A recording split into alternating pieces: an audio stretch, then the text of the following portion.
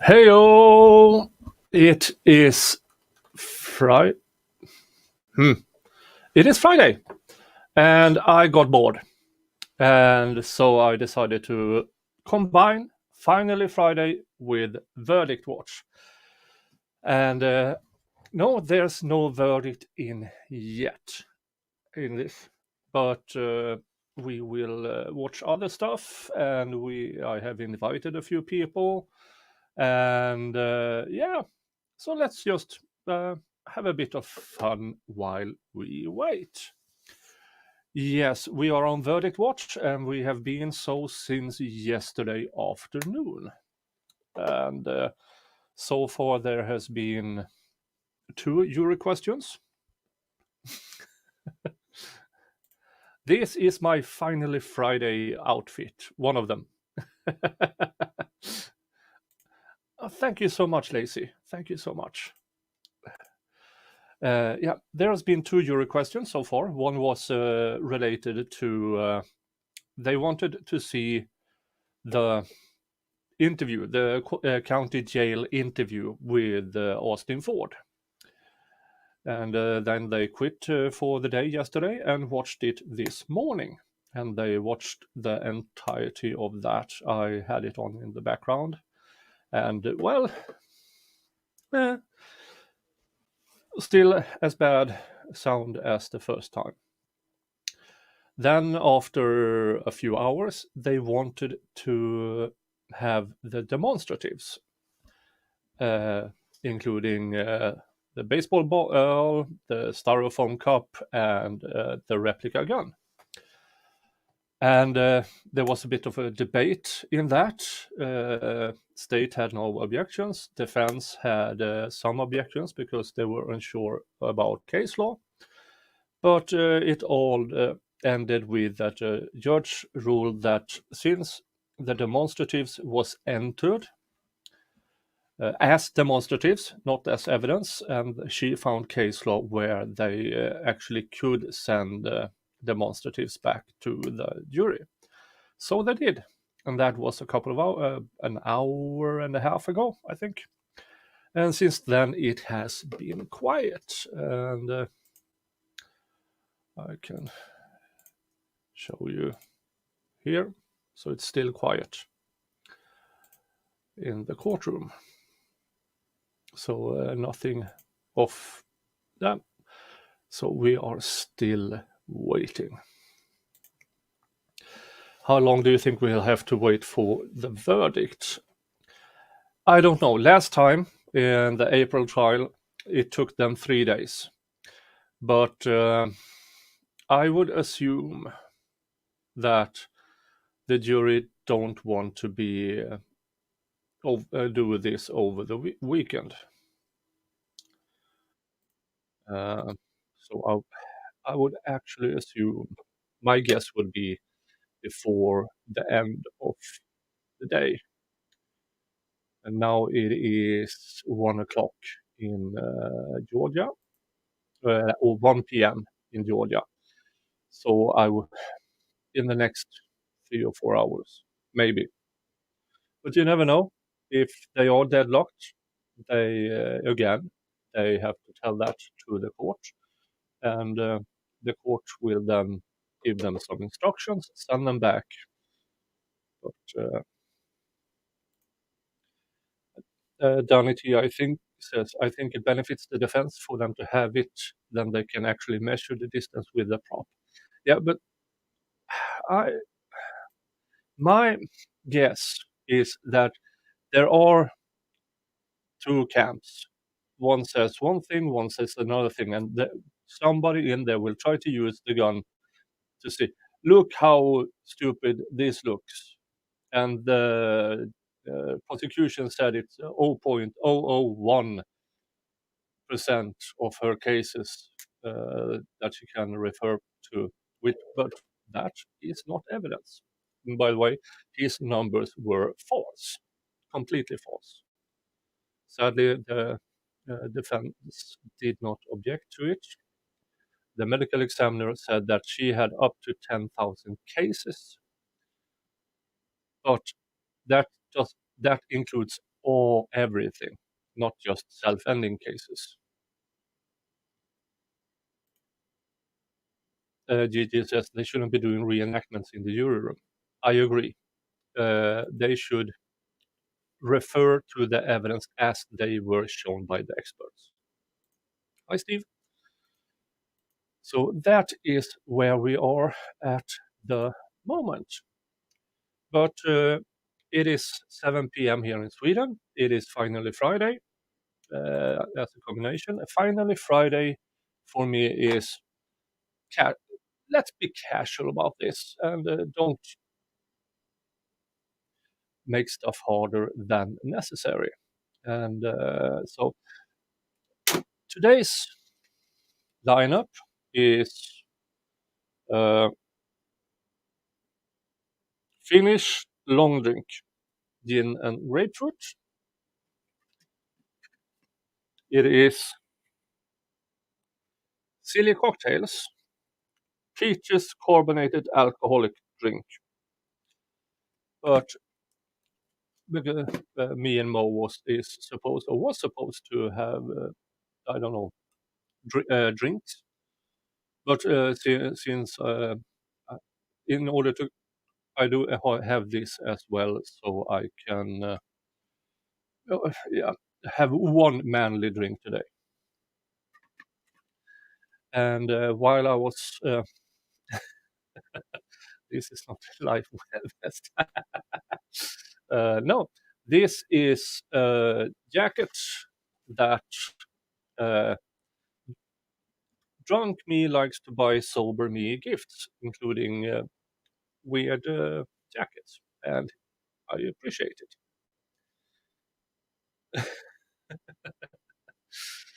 And also, I bought a bottle of gin just in case I wanted a proper gin and tonic, and I saw this and I couldn't. I just this one. It has a cat on it, and Swedish gin with a cat face on it. What could go wrong? What could go wrong?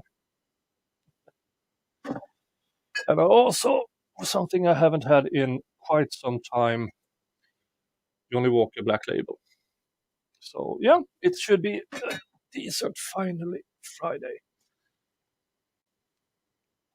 No, well I do have some, but today it's the long drink is 5.5, the peach drink is 4.0, Guinness is always Guinness, and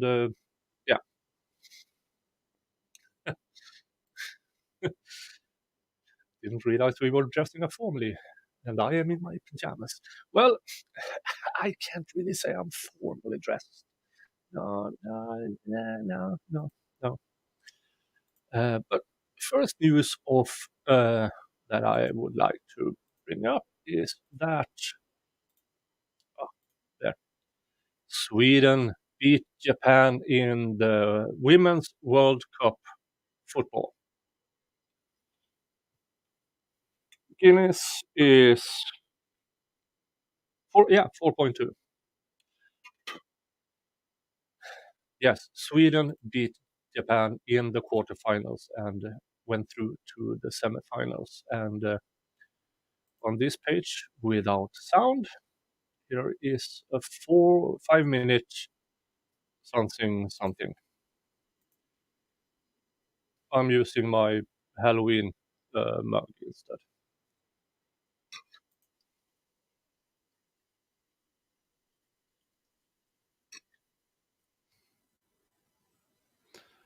Ta-da! Yep. So they are on to the semi-finals. So that's good, I guess. Who are they facing in the semi-finals?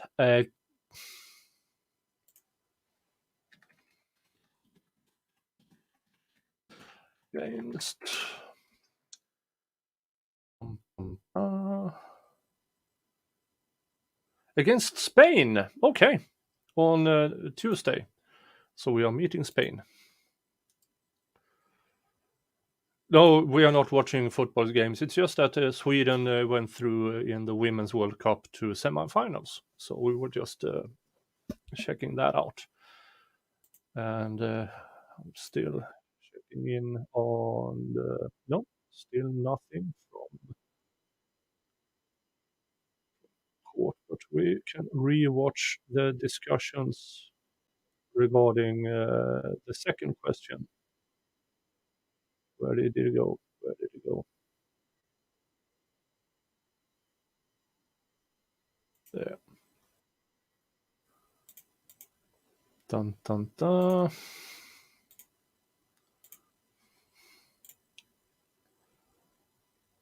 Dun, dun, dun. And there.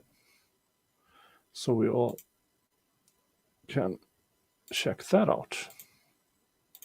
Give me just a moment.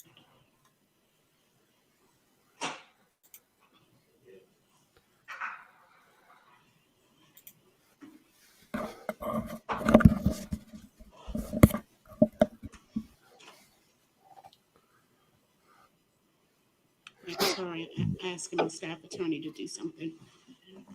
All right, let's go back on the record. We have Mr. Ford present in No, the courtroom. This we are attorney Lawrence Lewis, rewatching both the of the last attorneys from the question. state are present. So no verdict yet.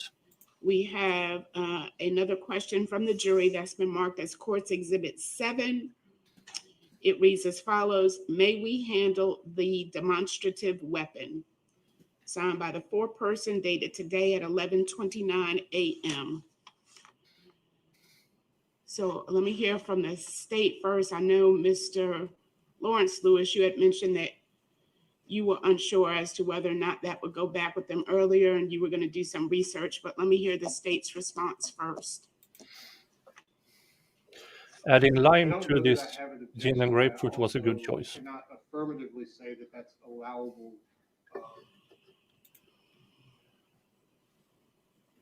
I just had my case law. I can affirmatively say no, yes, or no, and I don't have an objection. Let me hear from the defense.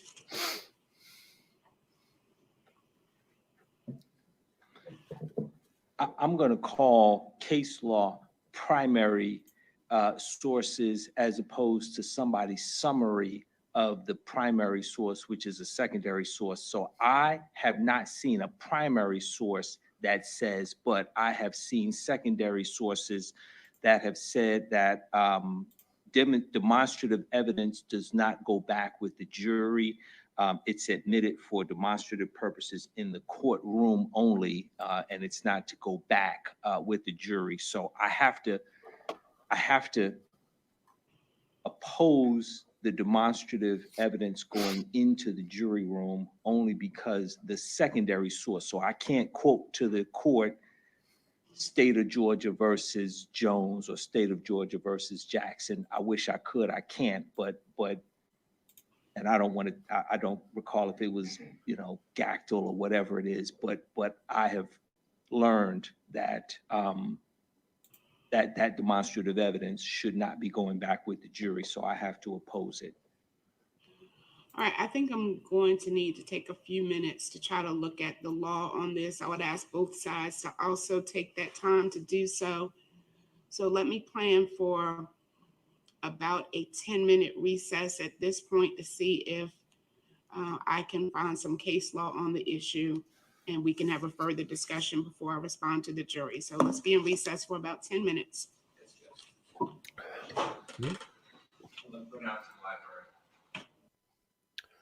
Well, recess for 10 minutes. It went on longer for 10 minutes. The state believes and the deliberations. With that, and as well as the court's research in mind, the state believes the court is correct in that both all three demonstrative exhibits states the gun. I'm sorry, I don't remember the number offhand, but the weapon that was, or the replica of the weapon is the demonstrative exhibit, as well as defendants 3A and B which were the styrofoam baseball and cup, were all admitted without objection and should now be sent back to the jury for their use in whatever way they see fit in deliberation.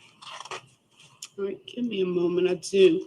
Right, States 31 was the replica of the gun that was used as a demonstrative aid, and defendants 3A and B, I believe it was marked, is the styrofoam cup and baseball that was used as a demonstrative aid. So the state is asking for all three items to go back. Defense response. Judge,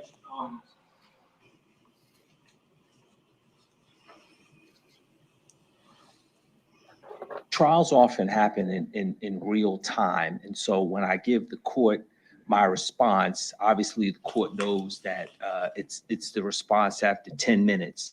I think that I think there are a number of things going on, and I don't want to make any of the complexity simplistic. The first thing, Judge, is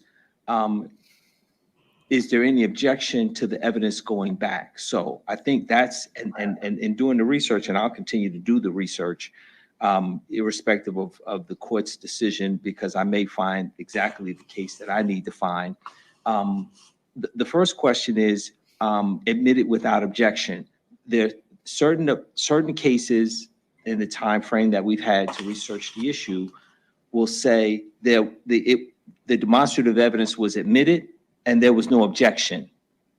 So that's the first question, because I do object. The second question is, if it's admitted and there is no objection, is the admittance of the evidence enough to warrant a reversal of a conviction? And that's a whole different question than should the evidence go back. Did you read the cases that the court cited? They make no reference to how the evidence was admitted at trial, just that it's demonstrative evidence. I saw that, Judge. I saw that. And so what I wasn't able to glean from the cases that the court provided and the cases that I was looking at in the law library is in the situation where the demonstrative evidence is objected to and the court then sends that demonstrative evidence back to the jury. And we're not talking about, and again, obviously there's different types of demonstrative evidence. There is, which is part of my argument, there's demonstrative evidence where the state may have a satellite diagram. There's demonstrative evidence that may have been manipulated by a witness. And the cases that I cite discuss that. I mean, obviously diagrams are treated different than the demonstrative evidence that was permitted to go back in the jury in the two cases that I cited. In the two cases that I cited, the demonstrative evidence was a styrofoam mannequin head. Yes. That was used by the medical examiner to assist in explaining his or her testimony. The other was a dowel rod inserted through a pillow. Right. The pillow was the actual evidence. The dowel rod was not actual evidence in the case, but was used demonstratively to show the trajectory of the bullet. And so the court was affirmed in allowing, the trial court was affirmed in allowing the dowel as a demonstrative aid to go back in the jury deliberations. And that was a situation where I think the attorney opposed it. So that case was a case where the demonstrative evidence was objected to. The court ruled that it could go back. The evidence ultimately went back, and on appeal, the higher court, the appellate court, said that's not a problem. We would distinguish that from this case in that there's only, I would contend, one way for that dowel rod to go into the pillow, as opposed to the multiple ways that the gun may be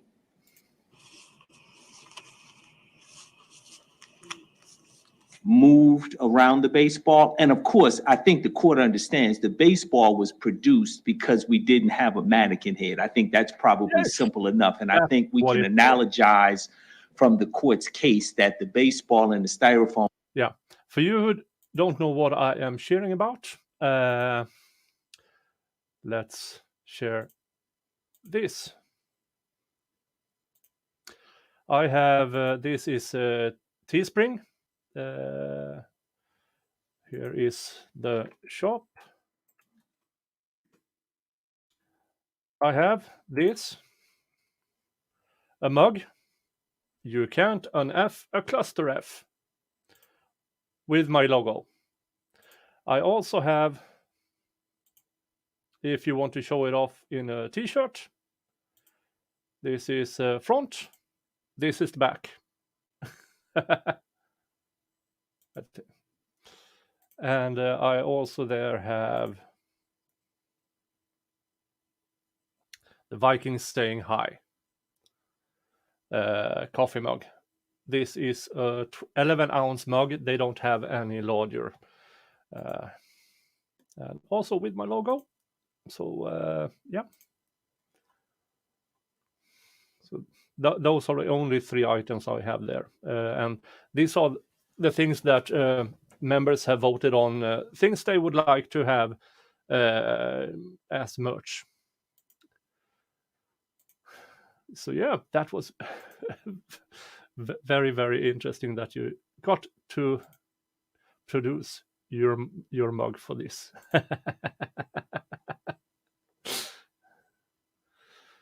But we were here. Let's go back a bit. There. I think we can analogize from the court's case that the baseball and the styrofoam cup is meant to be a substitute for the head that the styrofoam head that we didn't have. I think that is clear enough. And I think if it was a styrofoam head and there was a dowel rod and the court was talking about putting a dowel rod into the mannequin head, which the witness may have already put a hole in, I think that the cases that the court cites would be absolutely on point. The only point I want to make to the court is the first, I think, step in the inquiry is there an objection? The defense objects. The second question is, over objection, is this the type of demonstrative evidence that the jury cannot manipulate? That's the way I'm going to characterize it. Cannot manipulate. And then third, in cases that the court presents, I say no. I say that they could not have been manipulated. It could not have been, the demonstrative evidence could not have been manipulated. And in this case, we contend the demonstrative evidence can be manipulated. And then the third question is, with the jury having this demonstrative evidence, did it create such a prejudicial effect that there should be an overturn of the conviction? And I think that second inquiry regarding the manipulation of demonstrative evidence is sort of where I stand. I don't know that cases that I've read ultimately say that, Judge, and that's sort of my position. Thank you very much, Judge. Do you have anything in opposition to the cases cited by the court? I do not. Okay, and you agree that both defendants, both states,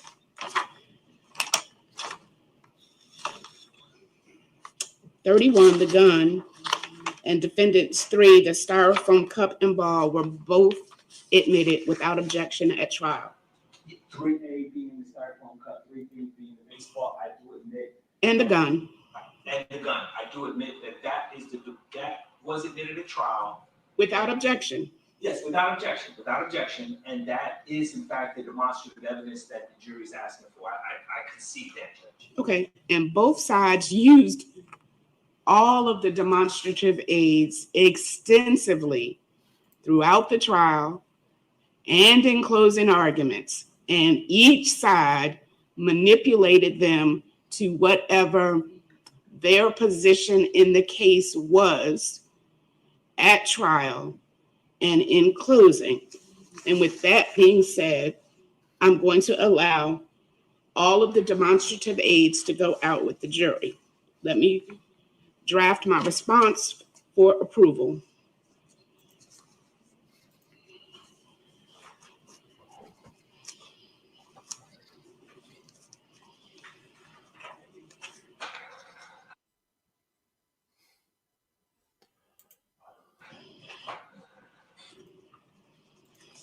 Thank you so much, Thought Souffle. That's very appreciated. Very appreciated. And don't stop me from anybody else doing it. Hint, hint.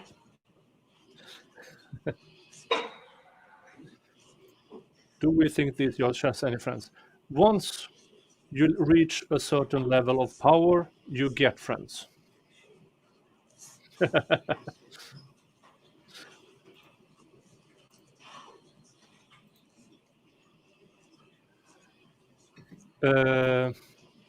She walked out with All right, it. can I have someone She was spotted on a doorbell cam with dressed like that. And no, there were no allegations of SA.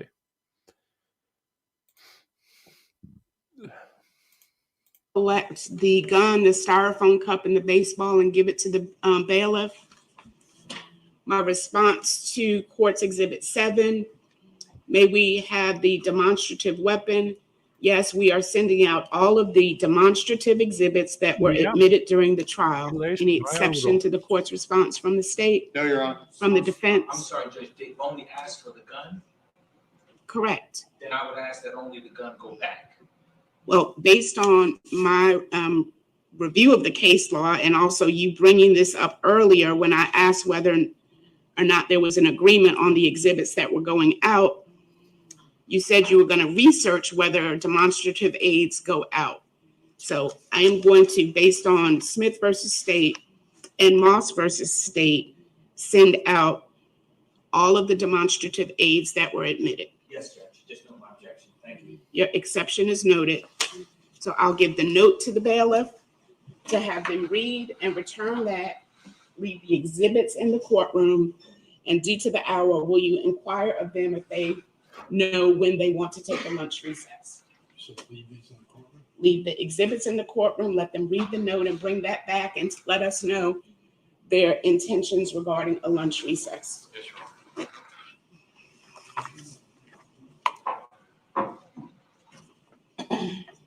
I note for the record that Ms. Holly is in the courtroom, so I'm going to ask the deputy to serve Ms. Holly in open court with my contempt. Yeah. So defendant's mother, who was taking pictures in court, including pictures where jury was spotted. Yeah, she is now in court, and now she is properly served with contempt of court charge. That hearing will be on Wednesday. Citation and notice of hearing regarding her alleged improper use of a cell phone. She was not present in court yesterday to be served. This instructs her to be back in court on Wednesday, August 16th at 9:30 a.m. for a contempt hearing. She's being served in open court by the deputy. This is Georgia.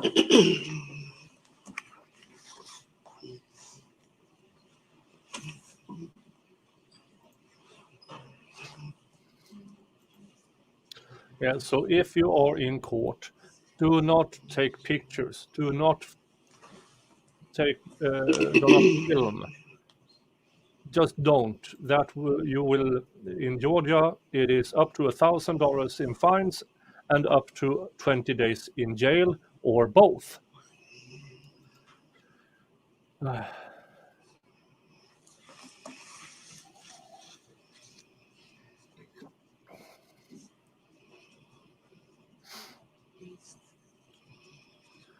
Yeah, as John Gordon says, don't use your phone at all while in courtroom.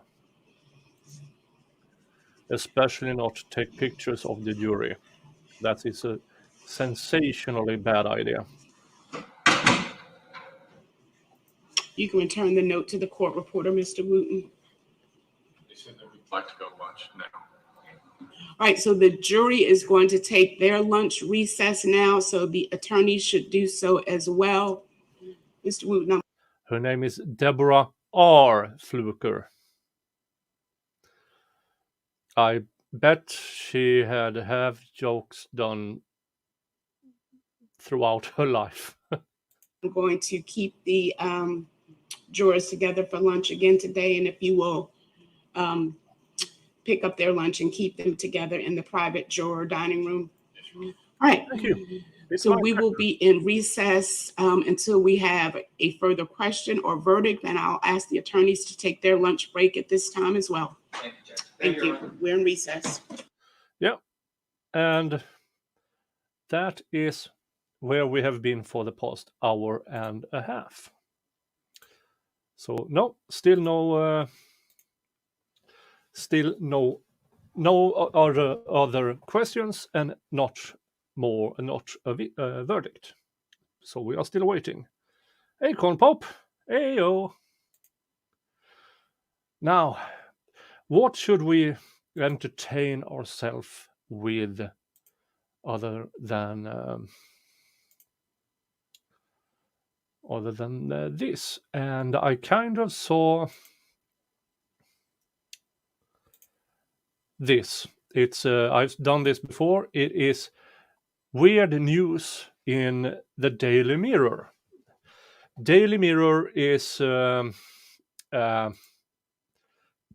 tabloid that has a special section for weird news. So let's check in what happened. Woman praised for 13-year-long revenge on bride who bullied her at school. Let's see what this is about.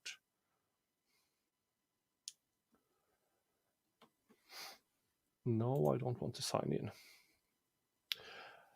After 13 long years, one woman... Let's see if I have it up. Yeah. After 13 long years, one woman managed to get revenge on the bullies who made her school life hell. And she said she would do it all over again if she got the chance. A photographer have been praised for getting revenge on the school bullies who tormented her from kindergarten to high school. The married woman explains how her bullies, Sarah and Mark, booked her to photograph their wedding, not knowing it was her due to now having a different surname. Taking to Reddit, she said, Sarah would lock me into the bathroom, throw wet toilet paper at me in the hallways, and my personal favorite, telling me that my mother didn't want me because I was adopted. That's mean, because if anything, being adopted means your parents actually wanted you. They chose you. The rest of parents are stuck with what they pushed out. You can argue against. Mark would tie me to goalposts and play pranks with the guys I liked, stuff like that. Fast forward to last weekend. Mark and Sarah are getting married. Now that I'm married, I have a different last name. So when they booked me, they didn't know who I was. Most of our interactions were through email or phone calls. When I showed up at the wedding venue, it took Sarah a good few minutes to place her face. But then she faked a smile upon seeing her. She added, after 13 years, she faked a smile upon seeing her. She, I assume the writer, added, after 13 years, I got my revenge. I started planning. I was going to kill them with kindness. I took amazing photos until Sarah turned into a bridezilla. She started criticizing everything. The type of camera I have. She requested I use both film and digital. What I was wearing, a black pantsuit with a pink pinstripe shirt and black wedge shoes, and the types of photos I was taking. Literally everything she asked for. Mark was decent. He asked for specific groomsmen photos, which came out fabulous. After keeping her cool throughout their big day, the woman returned home to start work on developing their wedding photos. But she decided to teach Sarah a lesson when she started pestering her about how long they were taking. Because Sarah was so malicious and rude, I started planning my revenge, the woman said. She kept pestering me about when she would get her photos. It takes me 2 days in my black room for 3 rolls of film. I took 6 rolls of film plus editing all the digital photos. So my revenge was just sending her the rolls of film and the SD card and told her if she didn't want to wait, she could do it herself. She called me a biatch and said she would write a terrible review, to which I replied, "You should have been nicer to me in school." I got an email from Mark today at 6:15 begging me to develop the film. I refuse. At least he changed into a better person. Dun dun dun. Yeah. That's a sweet little revenge story. Let's see what else we have here. I'm still checking in on the verdict watch, but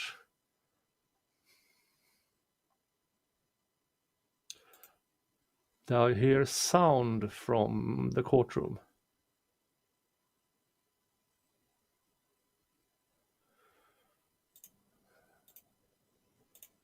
Just background sound, but that generally means something is up. So let's wait a few minutes to see if anything is going on.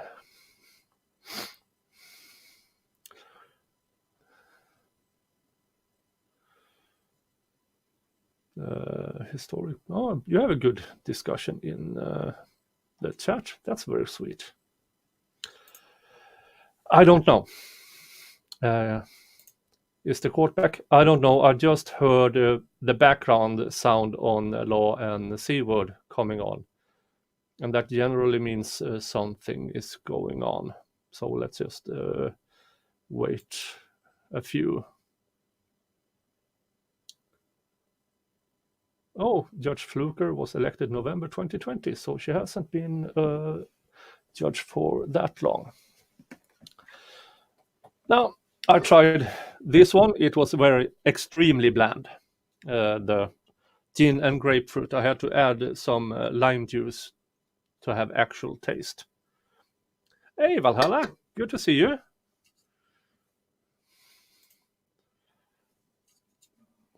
So let's see what silly cocktails.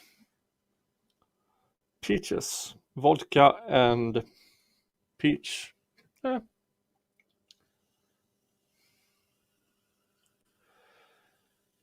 Which is at 4%.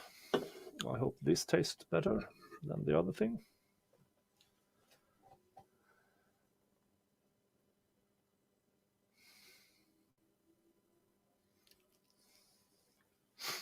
Yeah, so let's see what this ready drink. I mean, 4% in a drink, that's weak to start with.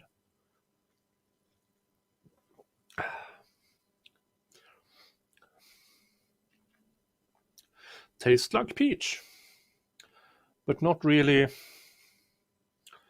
alcoholic. I don't have vodka, I only have gin.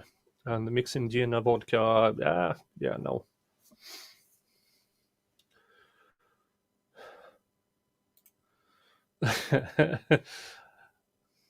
L silent like the J in jalapenos. Yep. Don't do it in front of her. She has more power than any of us.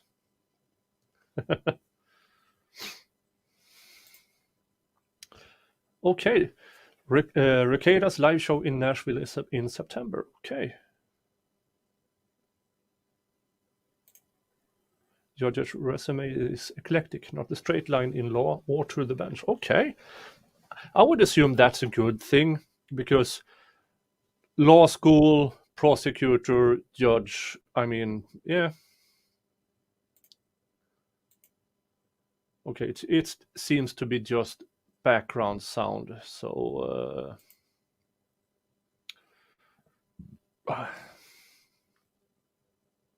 so let's see this instead. This is more sweet. Dog owner pays for 3 airline seats so Great Dane can travel on flight. Aww, that's good. The Great Dane Darwin was a model passenger as she flew alongside owner Gabriel Bogner from Los Angeles to New York, but did need 3 seats to accommodate her enormous size. Dogs are great, man's best friend on one of life's purest forms of joy. The lengths people go to care for their beloved pooches often know no end. And for one devoted owner, those whose pup didn't meet the standard requirements for boarding a plane ended up going to expensive lengths to ensure they had room. Gabriel Bogner, 27, from the US, caused quite a stir when he brought his Great Dane to the airport, having booked 3 seats for his colossal canine so they could travel from LA to New York. Taking up 2 spots for herself and 1 for her owner, Darwin showed what a very good girl she could be. Even though it was the first time flying, the 5-year-old Pooch acts as Gabriel's support dog and needs to be with him at all times. Aw, look at that. Good doggy. That's... what's going on here?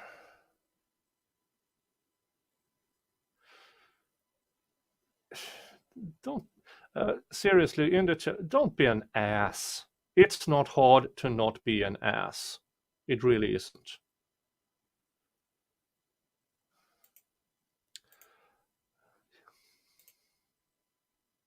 Oh, wrong. No, what happened?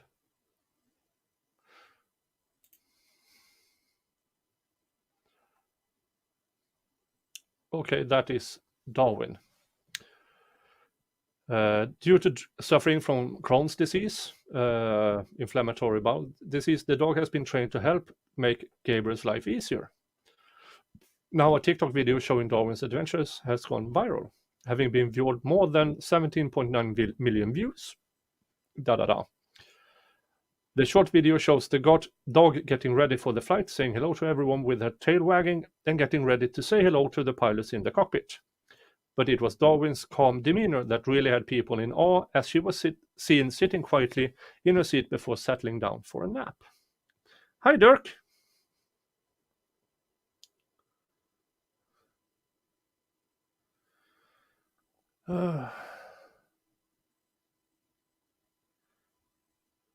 Steve and Anita, shut it. Now. Not joking. If you can't avoid each other, then don't talk to each other. Jesus Christ. Appearing to take it all in her stride, when Darwin is seen waking up, she calmly sits and waits for the plane to land. Speaking about the reaction his dog received at the airport, Gabriel said, "People was absolutely gobsmacked and shocked, but everyone was so excited to see her. I've never seen so many smiling at an airport. There were no issues, she was great, and the entire crew was amazing. They did joke that she got an upgrade, and I didn't, but it was a very smooth trip. It was definitely a shocker for people walking through the airport to see a little horse coming towards them." After watching the video, people flocked to leave comments about Darwin. Where is that video? No, that's not it. TikTok Darwin Dane.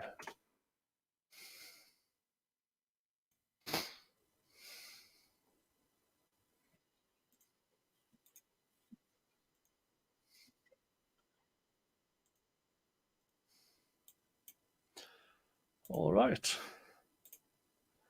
Here it is block, go away. There. Aw, good doggy. Ash, stop licking.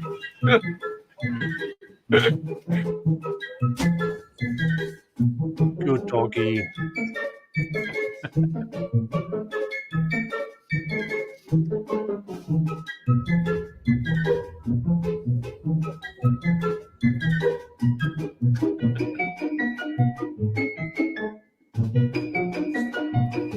Oh, what a good doggy.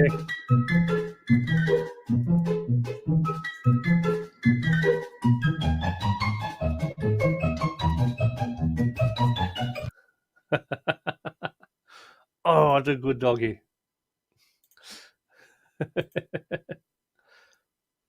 Still nothing on Verdict Watch. Okay, what else do we have here while we wait and while we try to? I have sent in invites to people if they want to join. So, but I do know that most are in Houston, and the rest is at Baker's or they are streaming for themselves. Yeah, that's a good dog. Yeah. That's you need more than just the ordinary. Dun dun dun.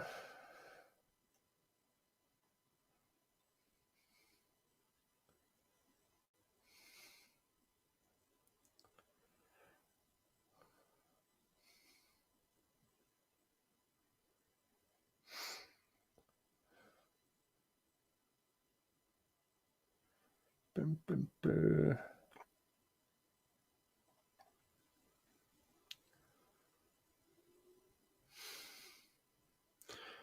JD Truth Seeker. I thought there were laws regarding animals traveling, and apparently this one was according to laws and regulations.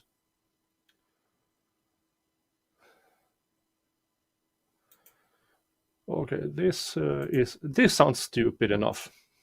My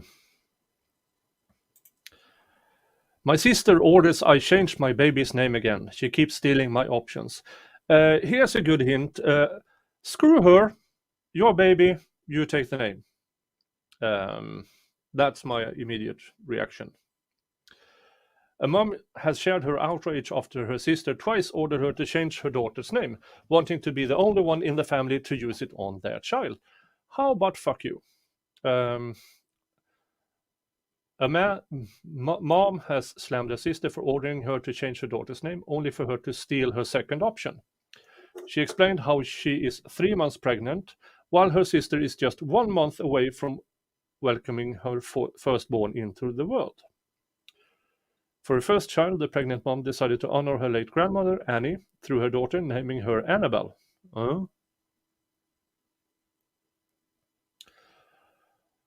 She wanted to do the same for a second, naming her after her other grandmother, Rose, but says her sister called dibs on the name. All right. Taken to Reddit, she said, I have a 9-year-old daughter and another one on the way. I had 2 grandmothers, Annie and Rose. I named my oldest Annabelle, after Nanny Annie, whose full name was also Annabelle. I did not name her after Nana Rose, as at the time she was born, Nana Rose was still with us. When I found out I was pregnant with a sister, I decided to name her after Nana Rose, who passed in 2017.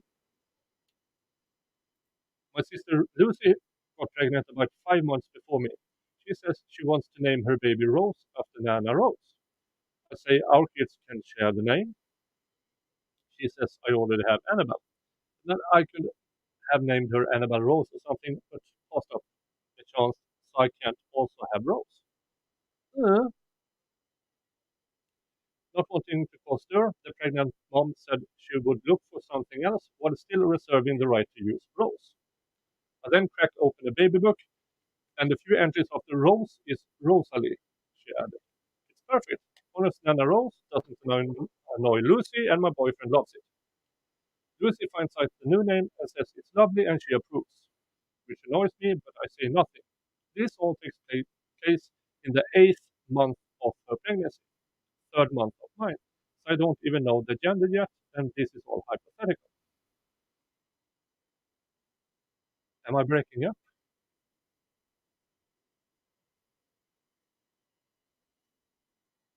Audio bad again? Jesus, darn it.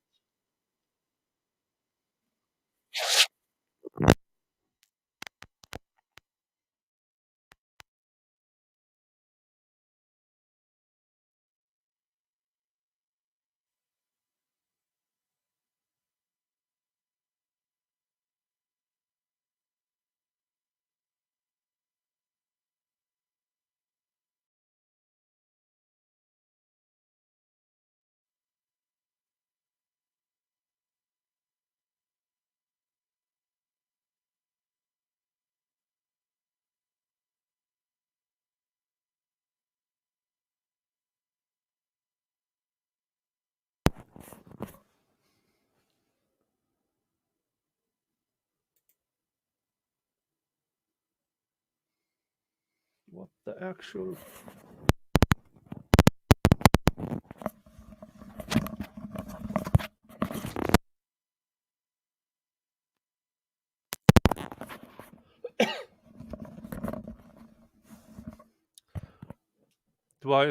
Do I have sound?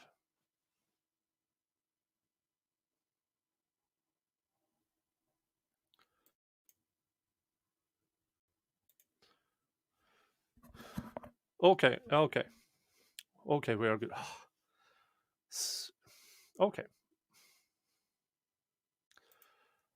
I am just checking on.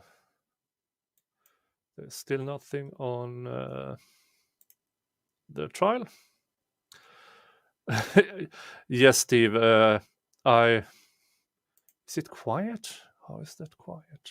Settings, audio, automatically adjust volume. Is this better?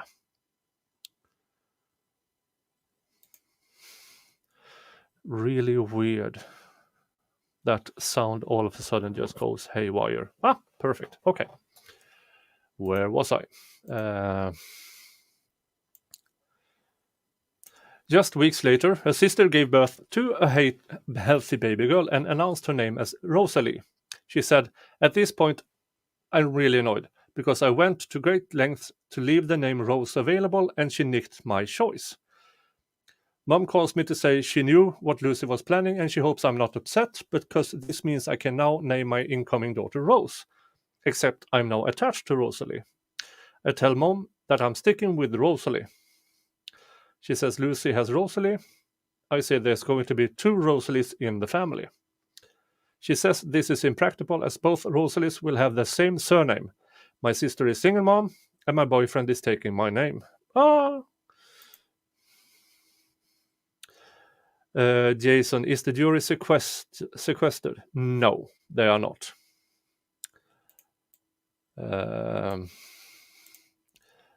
And they will likely be in the same school and year group, so this will cause all manner of issue. I say if it's going to be an issue, then I'll deal with it when it comes up.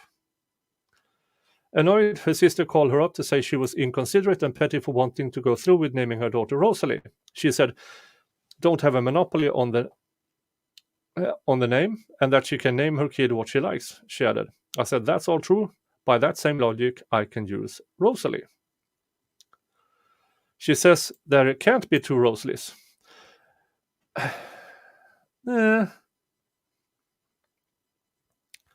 I say it will cause problems, and I'll say she's the one who has a problem with it. So she can change her kid's name or deal with it. Blah, blah, blah, blah, blah. Yeah, I don't know. It feels like this wasn't the first time they ever had a banter, so move away.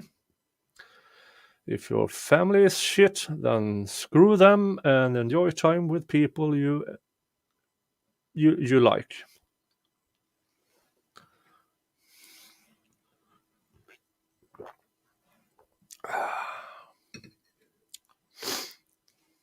Okay, so my sound is much better. Okay, good.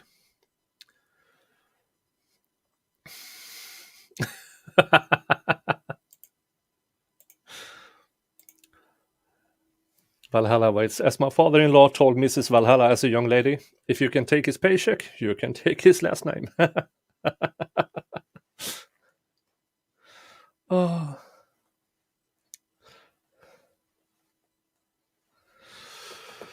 Yeah, I don't think that family is very productive.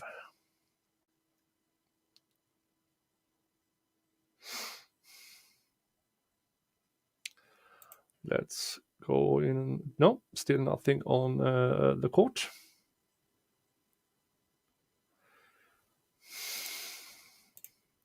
How many people with the last name Potter has named their kid Harry in the past 20 years? Yeah. Yeah.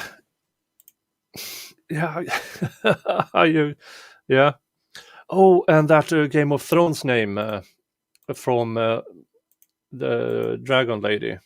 What's her face?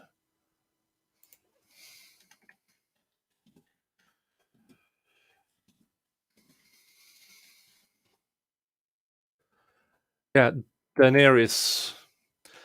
And all through the seasons, everybody, oh, I named my baby girl Daenerys, Daenerys, yay! And then last season, she got insane and burned down everything. Yeah, and that is what everybody knows now. Yeah, unless you know what's happening, don't name your kids after fictional characters. Maybe, just maybe.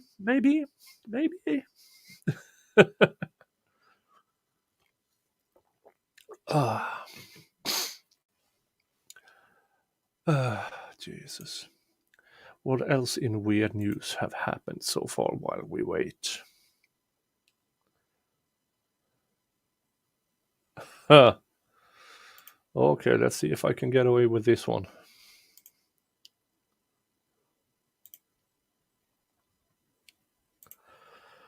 Secret sex manual banned for 250 years as it was so shocking is discovered.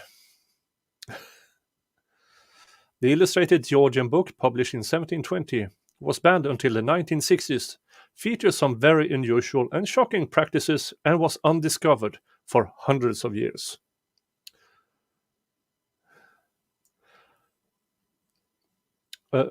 Sex manual, which was banned for nearly 250 years because of its racy advice and references to bestiality has been unearthed. I'm not going to show pictures. I think that's a bad idea. Title: Aristotle's Masterpiece, completed in 2 parts. The first edition was published in London in 1684. So concerned were the authors with the idea of women's unnatural lying with that they included multiple woodcut illustrations of the creatures born from such unions. Who other advice dished out to readers suggests that the imagination during sex influences what a child will look like.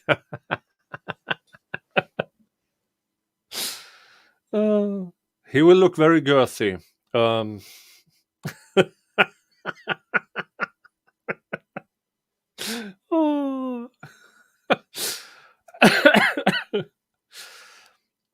Women are encouraged to look earnestly at their husbands so their children will resemble them, rather than risk the children being born with great blubber lips, if their minds wandered. Even diet and astrology are analyzed to help couples determine whether they will have a boy or a girl. And of course, marriage is considered vital for all couples. The book, which is expected to fetch £120 at Hanson's auctioneers in Derbyshire in March. Also, this was a while ago. Without doubt, the uniting of hearts in holy wedlock is of all conditions the happiest, for then a man has a second half to whom he can unravel his thoughts as well as a sweet companion in his labor. Aww.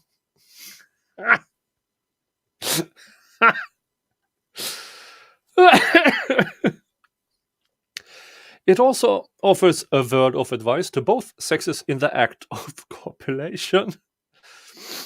I do advise before they begin their conjugal embraces to invigorate their mutual desires and make their flames burn with a fiercer ardor by those endearing ways that love can better teach than I can write. And when they have done what nature can require, a man must have a care he does not part too soon from the embraces of his wife. Oh.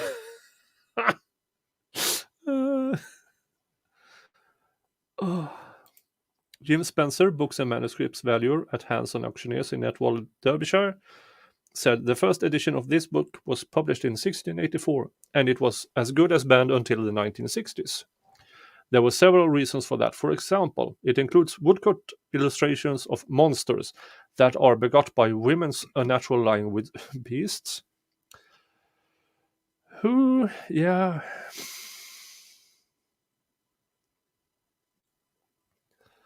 There are several illustrations of creatures, including a man sporting a bushy dog's tail and a monster being born in Ravenna, Italy in 1512.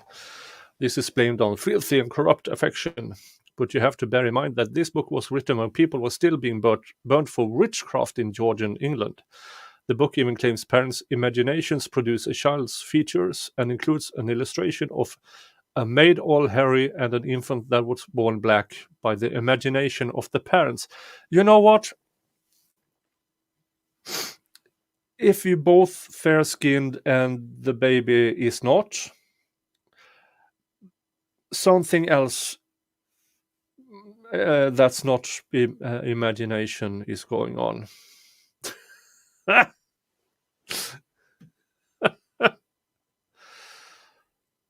Oh, Jesus. In fact, if women cast their eyes on ill-shaped bodies, the force of imagination could produce a child with a hairy lip, wry mouth, or great rubber lips. Instead, during sex, women were urged to earnestly look upon the man and fix her mind upon him. Great advice from the 1600s. Then the child will resemble its father. I can assure you that sometimes genetics is weird. There's no guarantee that two blonde people will have a blonde child, and it can go redhead, it can go brown haired. But if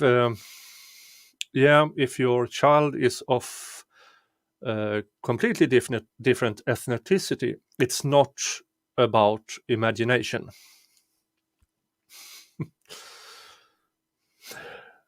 So Sophie says, my parents must have reading about Hemingway that night.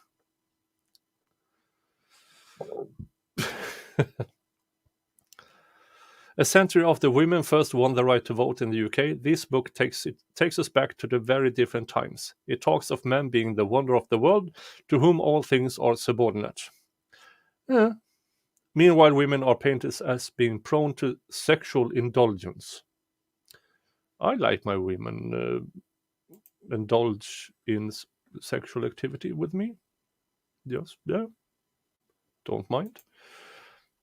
The book states the inclination of maids in marriage is to be known by many symptoms for when they arrive to puberty. Then their natural purgation begins to flow, and the blood, which is no longer taken to augment their body's abounding, fires up their minds to venery. Yeah, I don't know what. External causes may also incite them to it, for the spirits being brisk and inflamed when they arrive at this age. If they eat hard, fat things and spices, the body becomes more and more heated, whereby the desire to venereal embraces is very great.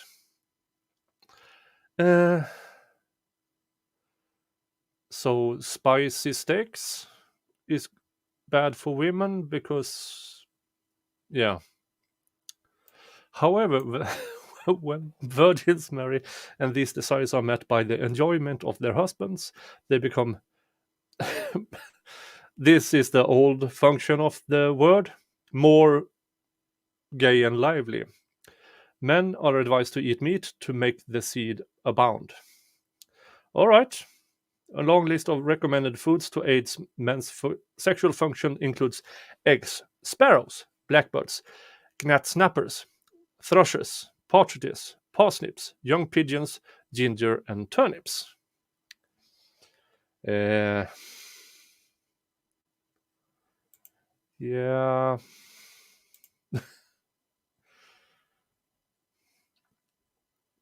Advice is also forthcoming to produce a boy or a girl. To have a boy, a woman should lie on her right after sex. To have a girl on her left.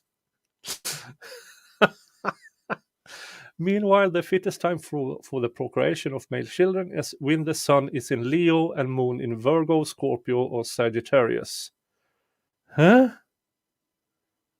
To beget a female, the best time is when the moon is in Vein, in Libra, or Aquarius. You know, there are people who still believes this crap. As regards the making of a baby, man's seed is a divine gift abundantly endued with vital spirit, which gives shape and form to the embryo. No. Yeah, Souls of Flay, at least she won't get heartburn trying for a girl. The book even touches on pregnant women's greedy longings for things that are contrary to nutriment, such as coals, rubbish, chalk, hobnails, leather, man's flesh, and horse flesh. What?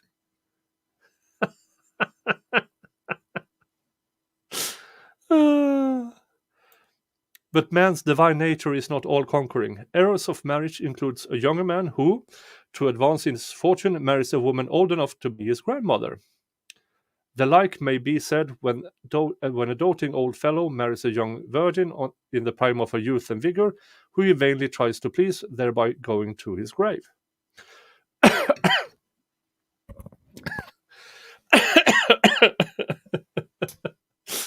Oh, this is so stupid.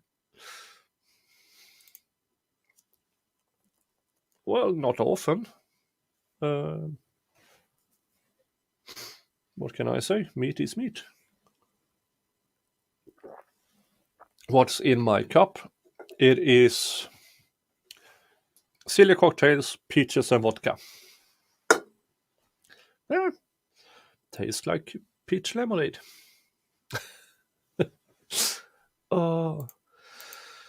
Yeah. The one thing is the last thing. Fellow marries a young girl. That will be fast lane to the grave.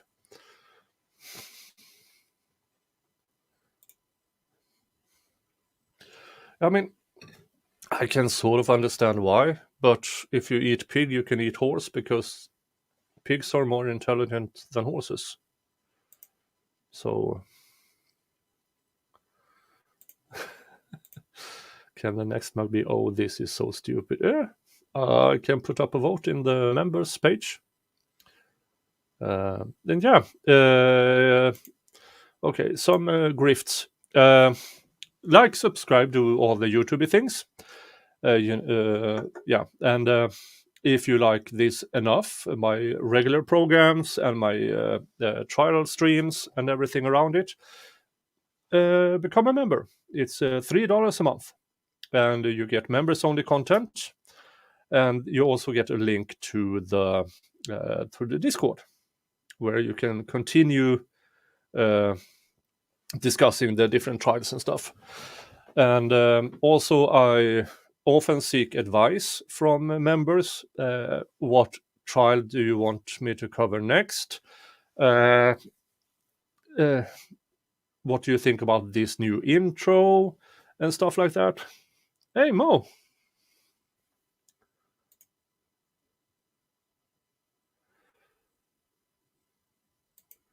He's waiting for 1:45 appointment, and it's 2:15. Yeah, doctor's office is like, yeah.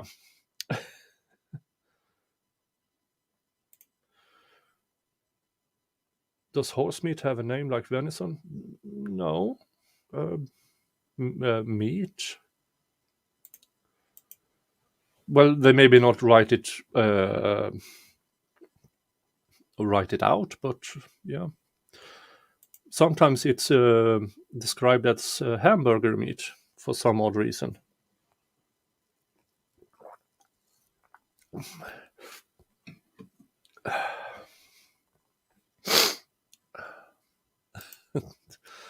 And still nothing for the verdict watch.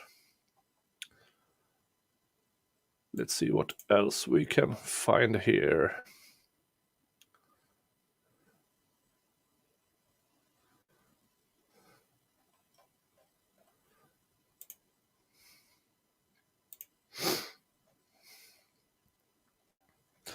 Dun dun dun.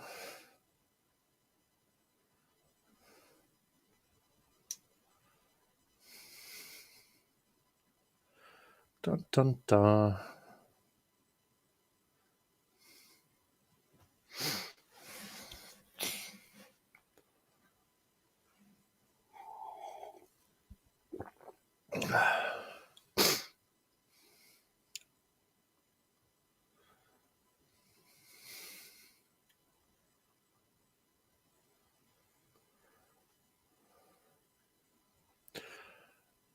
Do we have something fun?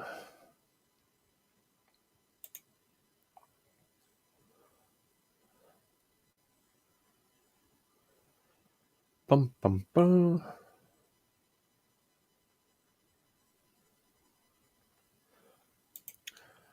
Okay, let's see what this is.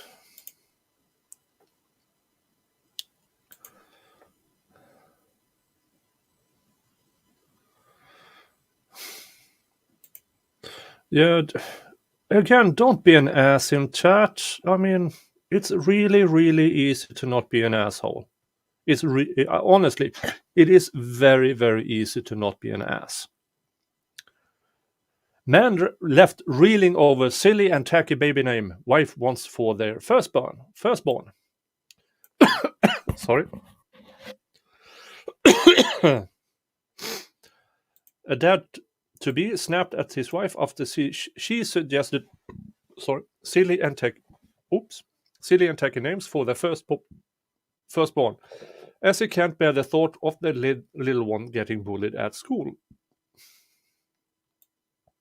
Choosing the perfect name for your new arrival is a huge decision and one that affects your lives forever. Some parents choose their beloved monikers in a heartbeat, taking inspiration from family members or sentimental meanings, while others end up stumped right up until the baby arrives. Those who want something unique run the risk of veering into uncharted territory where kids get bullied for their eccentric namesake. One man has gone on a tirade against the tacky names his wife has suggested for their firstborn child, as he can't bear the thought of his little one getting mocked for a silly title.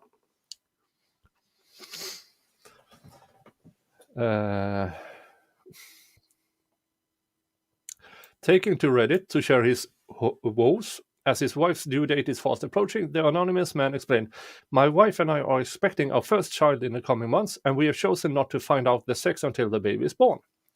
Things are starting to feel very real now, so we're starting to properly discuss names.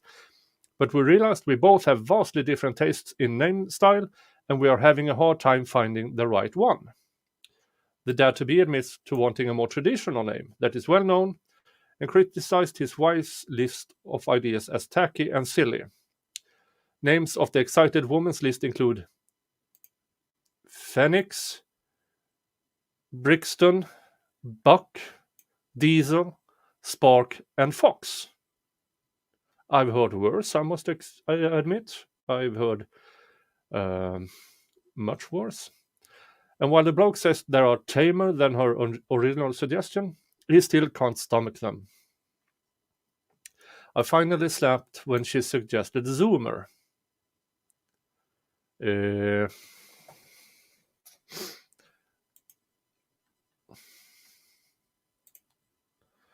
Not yellow. What's made of marrow and bone is what's the English word for it?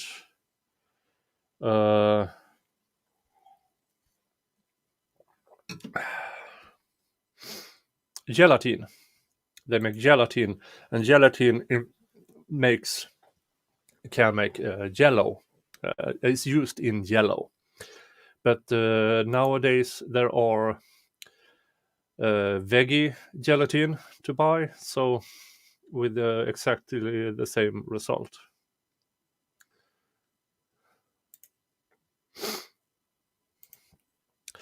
Let's see, I finally snapped when she suggested Zoomer.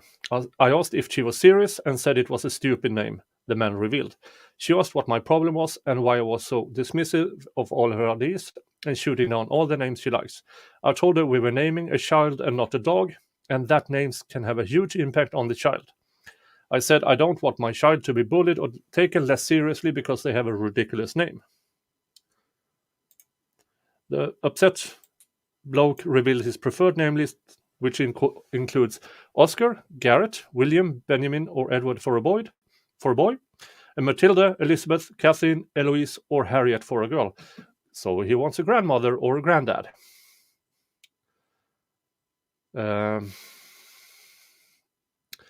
You should have discussed this way before. Let's just say that. The debate didn't end well, as the dare-to-be explained. She told me I was rude and that I was the bully for making her feel unsupported. She started crying and went to bed. I decided to give her some time and also space, so waited till she was sleeping to go to bed. I feel bad about coming at her the way that I did, but I also feel it needed to be said. All right.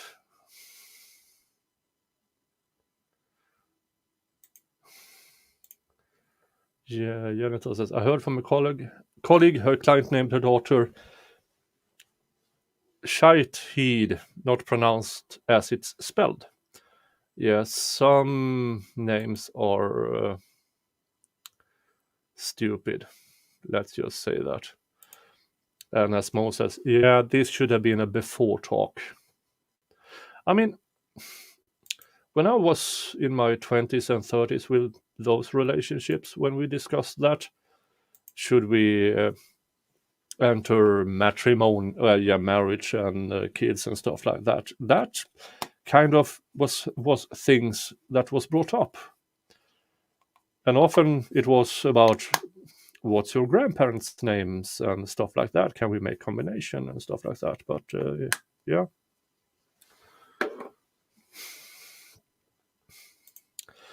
After some time away from the heated discussion, the pair had a more productive conversation where the woman detailed the reasoning behind her ideas. When she got back, I explained my concerns and apologized for how I reacted previously. She explained that she has a very common name and there were always multiples in school and she doesn't want that for our child. I very rarely explain this, so I can't really comment on how it feels. People flocked to the comment section on the man's thread and to share their view, with many offering sympathy. One wrote, so many people naming their kids like a 9-year-old naming a goldfish or a valley girl naming a pocket dog. Unfortunately, it indicates that the parent, considering these names, does not see the child as a person, but as a thing. An amusing accessory to show all her fans how cool she is. This is the first of many battles for the identity and autonomy for your child. All right. So, yeah, my parents didn't know the gender of any of us kids, so we got our names when we popped out. That looks like a Nicholas. That looks like my sister's names and stuff like that.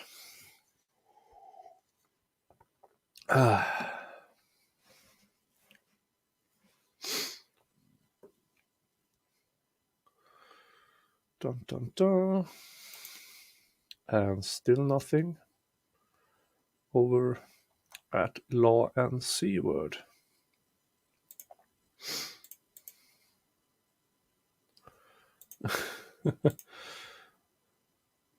Why? Yeah, or you can do what the boxer did. All his son's name is his name and Junior. But yeah.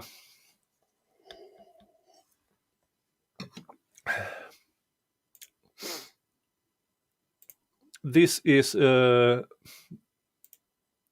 mirror.co.uk, and you just go by, or just Google weird news. Yeah, George Foreman. Yeah, George. Every kid he has is George Jr. And yeah, even his daughters are named versions of George. But if you have your brains beaten for a couple of decades, yeah,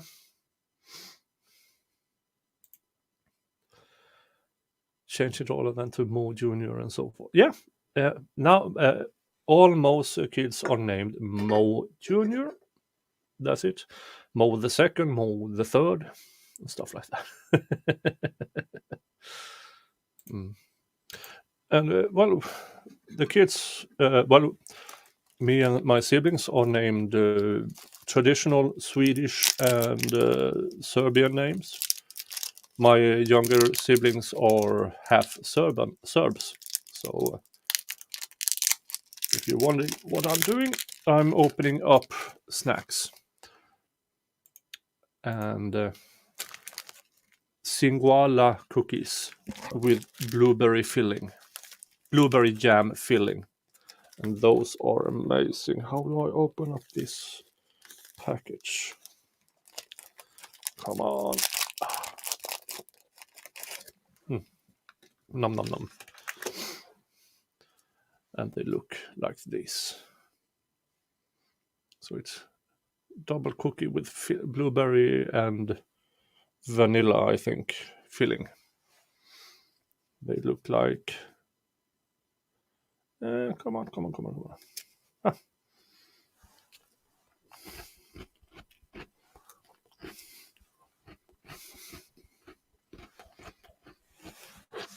Look like this when you pop the lid.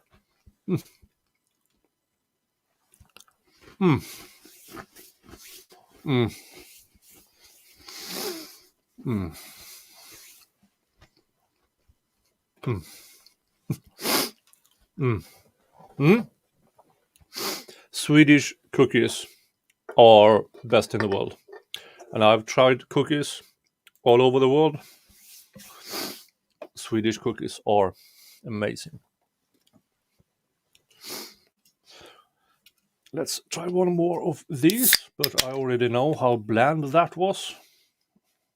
Mo. Finnish original long drink. Gin and grapefruit. And the taste was extremely bland for my taste. So, what do? I add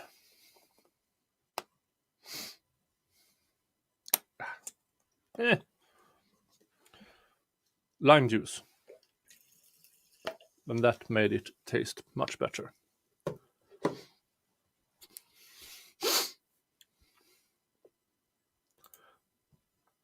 ASMR. Oh, can I do that? I have a channel where I only eat cookies. Oh, that would be amazing.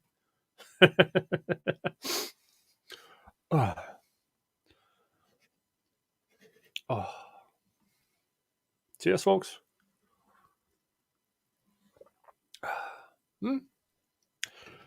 With the addition of lime juice, it was okay.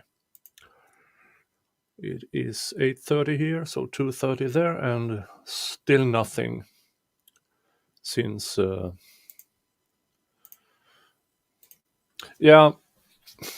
I'm not a fan of ASMR, but imagine. Yeah, I use my Halloween glass because everything else is in the dishwasher. I'm not a fan of ASMR, but if I could have a channel where I just open up and eat cookies, I mean, if people watch it.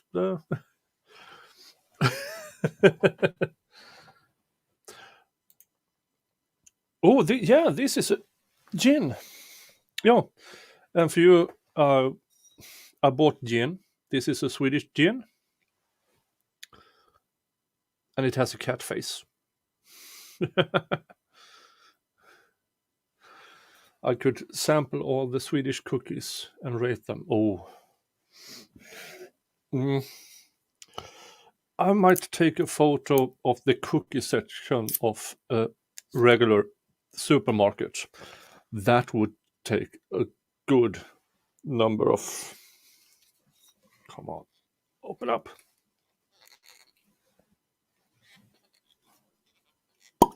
Whoop.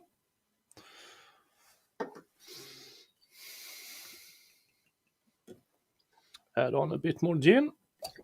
Oh.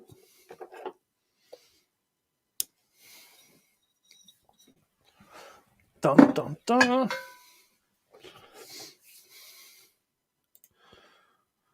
Ruth Anderson, yeah. Perfectly normal, I guess, 1930s Swedish name, I would guess. Alcoholic Viking Santa. Yeah, I'm still functioning, and at my age, my liver is prepared. Yeah, that was actually better.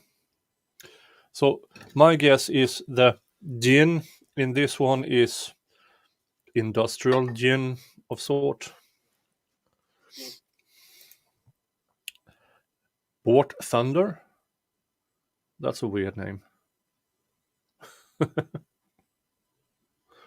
I could dress as Santa and eat cookies. Oh.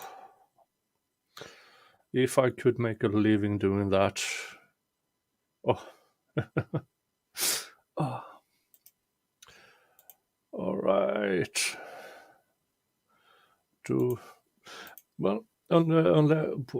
Once guests arrive, we can have interesting discussions. But so far, I have. Well, maybe. Let's just do a question.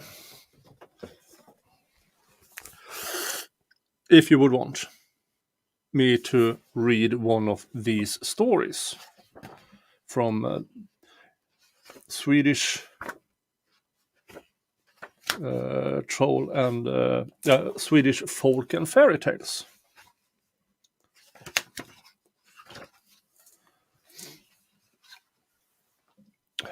What trials are coming up?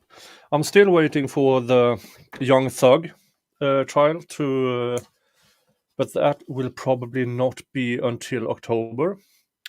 I'm waiting for the Andrew Tate to go to trial, which will take, I would guess, another month. The Motorhead case, they are suing each other, but they are still pre-discovery, so that will take a good while after now than when the members are at it. Mick Mars was kicked out from the band and they don't want to pay him anything, so he sued them, and now they are battling back and forth before discovery. And in my opinion, the only reason Mötley Crüe is still a band is because of Mick Mars. He was the non-junkie alcoholic ass in that band. Without him, there would be no band. So, but I don't know what the actual contract said. So, so let's see here. This is a story from Alfred Smedberg, The Trolls and the Youngest Tomte. And here is illustrated by John Bauer, one of the greatest illustrators of Scandinavian folklore. Let's see here. I have to get that out of the way. Oh, thank you, Genitals, for becoming a new member. Yeah, and please don't be scared to become a member. It's just $3 a month, and that helps this channel being afloat. It costs me about $350 a month just to keep it afloat. So I would really appreciate if you wouldn't mind.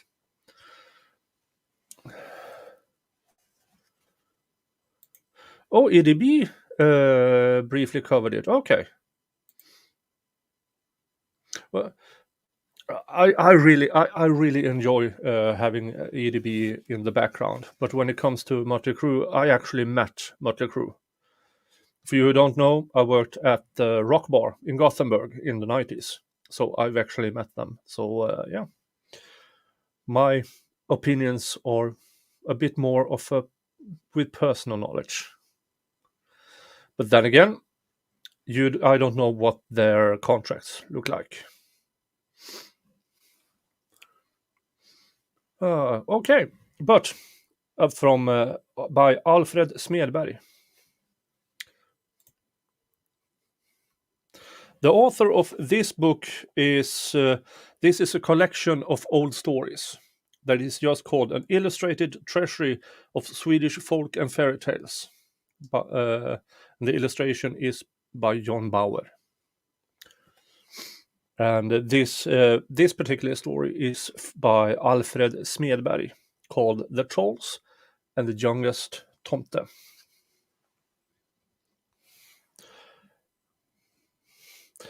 In a storehouse on a small farm at the edge of a wood lived 3 tomtes: Charfa, Torgus, and Chovik. They were part of an old tomte family. Can I spell that?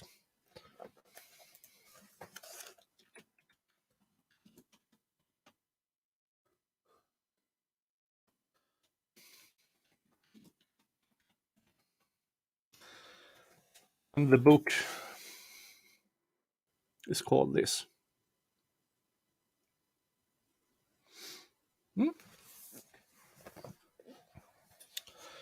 The 3 tomtes, Charfa, Torgus, and Chovik. They were part of an old tomte family that had lived on the farm for more than 900 years. The farm had changed owners many times. Old people had gone away and new ones had come. But the tomte family has faithfully remained. And the honor of being the tomte who looked after the farm passed from father to son. The little storehouse was situated prettily between hilly pasture land and a dense, dark forest. In the forest was steep, craggy Foxhole Mountain. 2 trolls lived there, Jompa and Skimpa, the troll king of the mountain and his wife. They had lived there long before people moved in alongside them and were 4,000 years old. The tomtes and the trolls had always been bitter enemies. The trolls were large, strong, evil, and stupid. The tomtes was smart. The tomtes were small as dolls, but kind and very intelligent. The trolls wanted to hurt the people on the farm, which is why the tomtes hated them. They were always fighting. Sometimes the tomtes won, sometimes the trolls. It could not be otherwise, since it was a battle between strength and intelligence. Now it was Christmas Eve, and a feast was being held in the storehouse, where grandfather Tomte, Charfa Joriksson, lived between a couple of flower barrels. It was the old one's 500th birthday, and his birthday and Christmas were to be celebrated together this year. Grandfather Charva was brisk and active despite his age, but had recently retired and handed down his authority to Torgus Charvson, who was 300 years old and in the prime of his life. The youngest Tomte, Chovik Torgusson, was a boy of only 100 years. He did not even have a Tomte beard yet, and he scarcely reached his father's shoulder. All the Tomtes in the region had been invited to the party, and they were all in high spirits.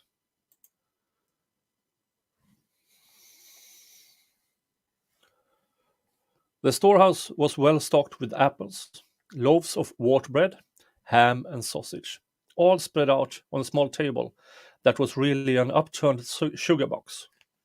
The farm people knew that the Tomtes were careful, never wasting so much as a spoonful of flour. Now, grandfather, tell us stories about Skimpa and Jompa, said Chovik, climbing up into the old Tomte's lap and stroking his long white beard. Well, my grandson, said the old Tomte happily, sit still, and you shall hear about how it used to be. All the Tomtes made themselves comfortable. Some lay on the floor, hands on the chins. Others sat and dangled their legs from anchovy tin chairs. Old Charfa began. I shall tell you how it was 800 years ago, when my grandfather, Tarja Torgusson, was in his prime, on Foxhull Mountain. People had decided to build a church on the plain, but the trolls were very angry about it. So every night they tore down what has been built the day before. But the church was built, wasn't it? Said little Chorvik.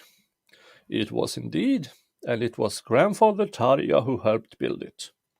He filled the bag with ashes and climbed a tree growing on the mountain. When the trolls came out of the mountain at night to throw boulders at the church, he threw the ashes in their eyes. And the trolls could not see the church, cried the delightful tomtes. They could not. There were an outcry from the trolls, who threw the boulders but never hit the mark. Poor Jompa, giggled the little boy Tomte. And so the church was finished, continued old Charfa. The bishop blessed it, and after that the trolls could not damage it. But they were all the wilder in the forest. At that time there were wolves and bears, and the trolls encouraged them to attack farm animals. Grandfather always had to fly back and forth like a shuttlecock to help the farm folks. Did the trolls ever catch him? Asked Chorvik. Oh yes, many times they took him into the mountain, but he always tricked them and escaped. Sometimes he came out sooty and scratched, but other times he brought out more gold than he could carry. Do the trolls have gold in the mountain? Asked Chorvik, surprised. The other tomtes laughed until their beards shook. It's clearly you're just a child, little Chorvik, or else you would have known that Foxhull Mountain is full of gold and jewels. Really? Exclaimed the boy tomte. Then shouldn't we go and get some of the treasure? The poor people around here need a few luxuries to brighten their lives. No, my little boy, said his father crossly. Troll gold is never a blessing. It only leads to pride, laziness, greed, strife, fighting, and hatred. My grandfather taught me this early, and for that reason, my father and I, and all the tomtes here, have left the mountain gold untouched. It must be hard to find anyways, mused Chorvik. Well, tonight it would be easy, replied the old grandfather. On Christmas Eve, the trolls bring out all the treasure to count it, and they are so eager and excited that they don't notice a thing around them.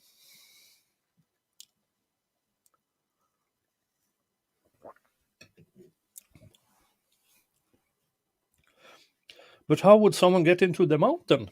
Asked Chorvik. On Christmas Eve, the mountain doors swing open by themselves, was the reply. But woe to anyone who is still there when the church bells ring for matins. Then the trolls both see and hear, and you are trapped. Did your father ever have trouble with them, grandfather? Jovik Tarjason? I should say no. Once he was within a hair's breadth of losing his life. That time he rode an ox out of the mountain. What happened, dear grandfather? Tell us, tell us. Well, you see, Skimpa has stolen the ox from the farm. My father was furious, so he crept into the mountain. It was easy, for the troll woman had forgotten to shut the door. Jompa was standing there with an axe raised over the head of the ox, ready to kill it. Well, father was bold. He climbed up the ox's tail and pricked its back with a pin. The ox jumped, knocked over both Skimpa and Jompa, and they fell to the floor and with their feet in the air. Then the ox tore out of the mountain door with father on its back. The tomtes laughed so hard that two of them fell off the anchovy tins. And you, grandfather, have you ever been inside the mountain? Asked Chorvik. Many times, but I have never taken anything from the trolls except what they had stolen from our farm people. Once I barely escaped with my life. I lost my red tasseled cap and my wooden shoes and had to go up the chimney to get away because the doors were locked. I came home sooty as a sweep. My brother had the same bad luck a few years ago. What happened to him? Chovik asked. He was trying to find a young shepherdess from whom the trolls had carried away, and he was in the mountain when the crow crowed.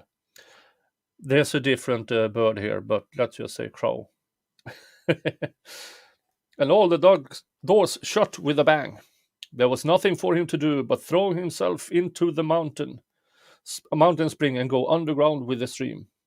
The brook that flows through the farm has its source in the mountain, you know.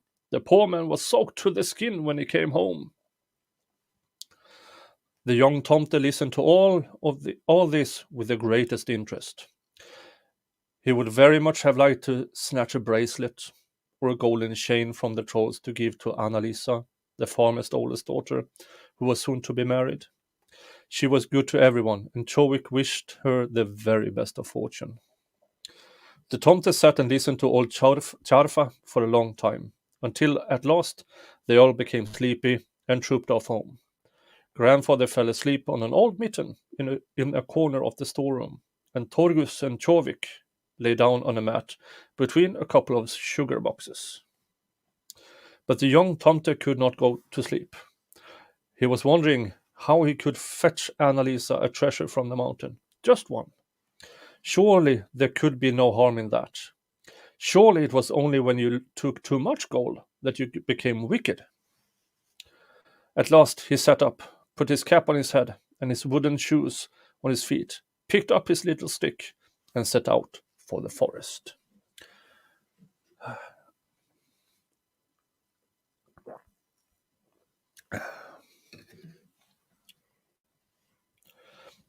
The night was dark and silent. Not a star winked from heaven, and not a gleam of light shone from any of the cottage windows. Everything dreamed in a deep, quiet midnight sleep, and only the drawn-out howl of a fox could now and then be heard from the forest. The Tomte boy trotted along quickly. He was not afraid of the dark. He did not care about the fox. When you have legs only 3 inches long, you cannot go very fast. And the little Tomte took 5 steps for every one a human would have taken. Yet he did make progress, and in an hour he was at the foot of Foxhall Mountain. My, how craggy and steep and high it rose. From deep inside there came a tinkling, clanking sound, as if someone was rattling and jingling gold and silver coins. You just wait, said Chovik, and began to climb the mountain. It was slow going, but he managed it somehow. Sometimes he slipped, but then he took a fresh hold and climbed higher and higher. Breathless and hot and sweaty, he climbed from crag to crag, rock to rock, and swung himself up one ledge after another until he was halfway up the mountainside. An owl hooted from a nearby grove, but Chovik would not let himself be scared. He would climb until he found an opening. At last he saw a faint light through a small crack in the rocks. He poked his little stick into the opening and twisted it. The door must have been well greased, for it opened slowly and soundlessly on its hinges. Now the little Tomte entered a vast hall of rugged black stone, with rusty weapons hanging on the walls. He saw the bones of big cattle here and there on the floor, and it was dismal and gloomy. He walked on. He came to a second door, which seemed to be made out of copper. It opened as easily as the first, and Chovik stepped into another hall. Silver coins were heaped against the walls, but not a creature was in sight. Surely there was enough money here to buy a watch for the good farmer, he thought. But wait, what is that tinkling and jingling on the other side of that silver door. I wonder what they are doing in there. He padded silently to the silver door, opened it, and what did he see? An open chest in the middle of the floor, and 2 terrible trolls sitting beside it, jingling and rattling gold rings, bracelets, pearls, and precious stones. They were so busy counting the treasure in their chest that they never saw nor heard Chovik enter. On the far side of the hall was a well, where water rushed up from the rock and earth below. An old cracked wooden shoe was in the well, tied to the wall with a string to keep it from being washed away. Skimpa must have put the wooden shoe in the well to make the wood swell, thought Chovik. I could easily sail away from here in that if the doors were closed. He approached the chest quietly and carefully, but to him it was so high he could not reach the top. He stretched and stretched on tiptoe as far as he could, and then what do you think happened? Jompa and Skimpa sneezed, both at the same time. My goodness, how it echoed through the mountain. The sneezes lifted the little tomte up in the air like a feather, and it landed headfirst right in the middle of all the gold in the chest. It's all over now, thought Chovik, holding tightly to his stick to defend himself from the trolls. But those stupid trolls had not seen him. They just kept counting and counting. Chovik looked around at all the gold and treasure. He picked out a chain just long enough to hang around someone's neck and tried to climb to the edge of the chest and jump to the floor.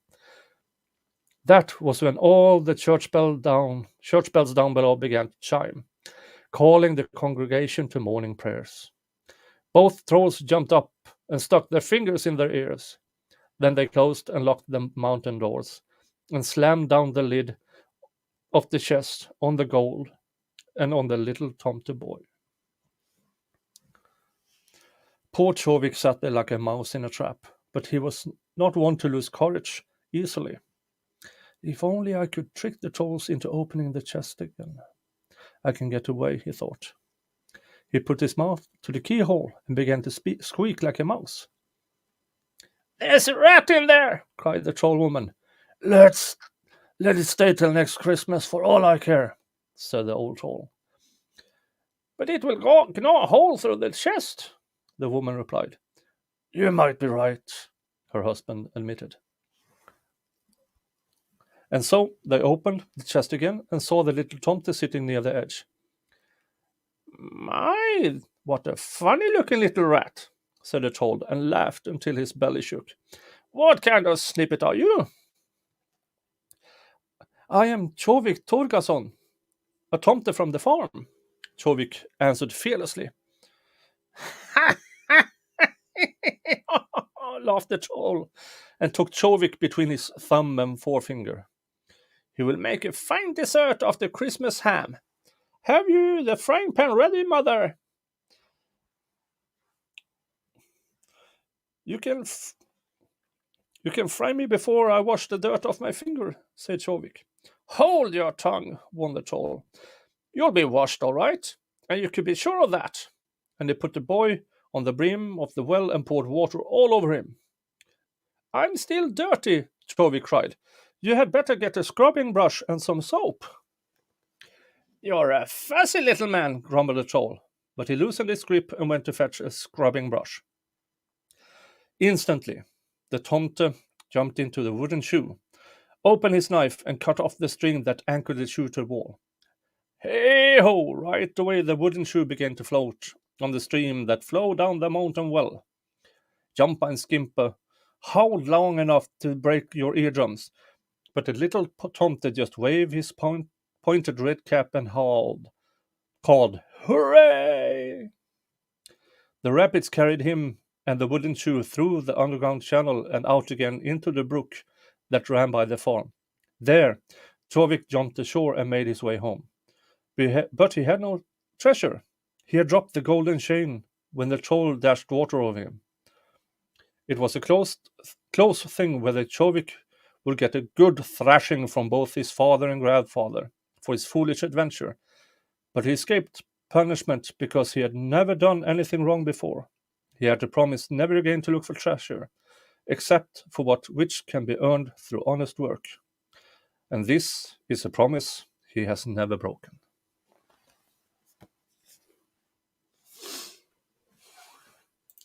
Yeah, that was the story of the trolls and the youngest Tomte. I hope you enjoyed it.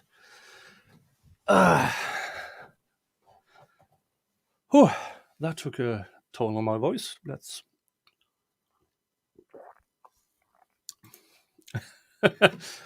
Our old stories are interesting.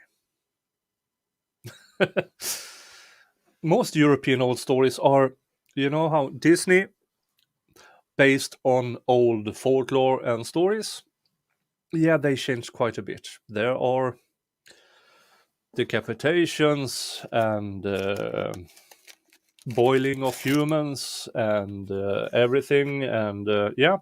So old stories are not as kid friendly as, yeah, Snow White was Danish, and Frozen was Norwegian, and Tomtes and Trolls are mostly Swedish. So yeah. Now you know why Swedish death metal exists. And still nothing from the court, as I see here. Nope, nothing more. And it is 3 p.m. there now.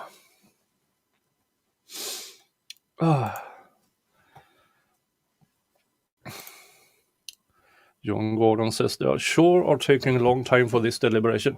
Yeah, well, same last time. They took 3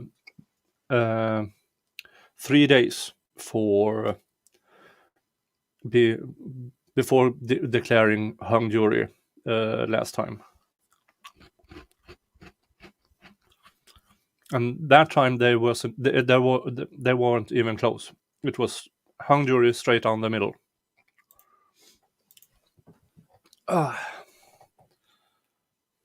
Oh, cookie.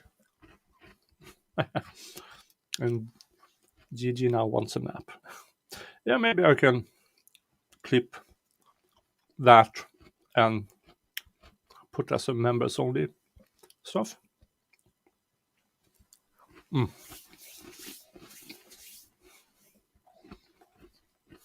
Cookies, ma.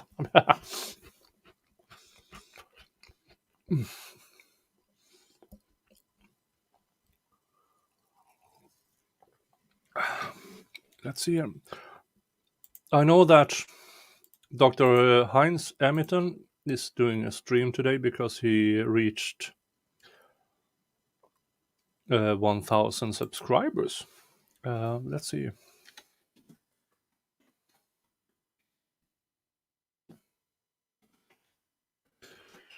Was that tomorrow?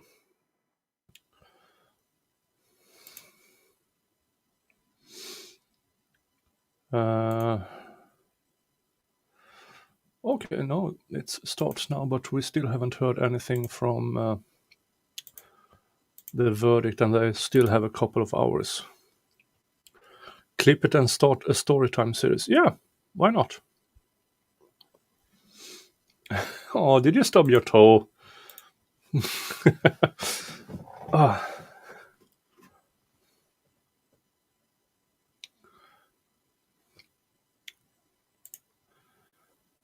Example: how you would use the word ufta.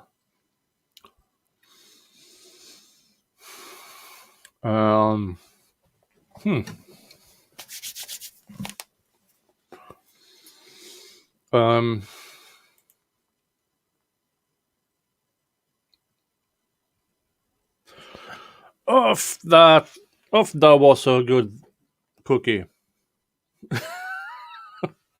Oh, that was bad. God, that was bad. Ah. Mm.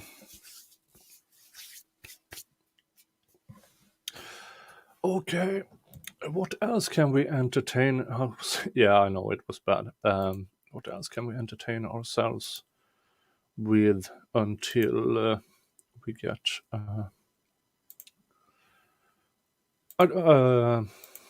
Let's see here.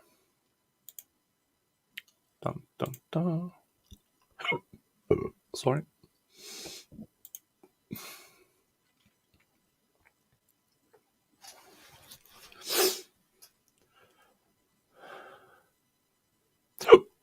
Okay. Hiccup.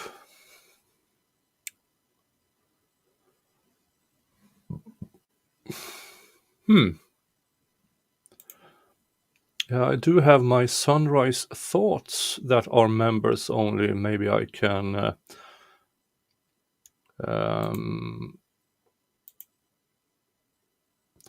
this is sunrise thoughts. That's just me because normally I wake up with the sunrise on some, and because I need to get a quick run to the bathroom, so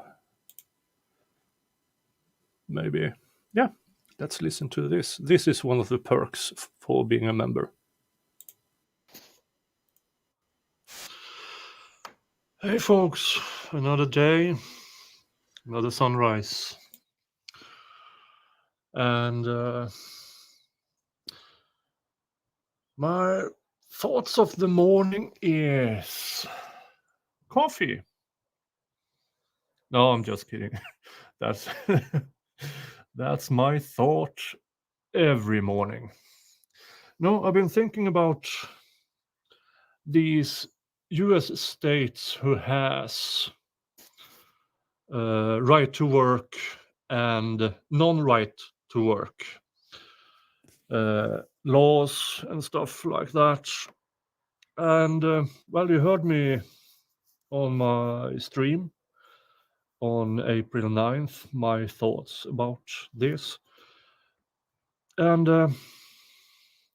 I think the United States unions have made a serious wrong turn in always seeking law and trying to win in court, when, in my opinion, most of this should be solved at a negotiation table. But it seems like this is a two-sided coin as well, that the employers' associations, since the union seeks laws, so does the employers. So you have a bunch of people and a bunch of lawyers simply going after how many politicians can we send funding to and try to get elected and stuff like that. And well, bribing is what I would call it. But since it is party donations and donations through super PACs and stuff like that, for some odd reason, it's not considered bribing anymore. But that also means that the members are paying too much in fees and stuff like that to the unions. There are a whole lot of people employed by the unions who, in my opinion, are not necessary. Now, I'm not exactly sure how much a unionized member is paying, but I do know what the average member of a union pays.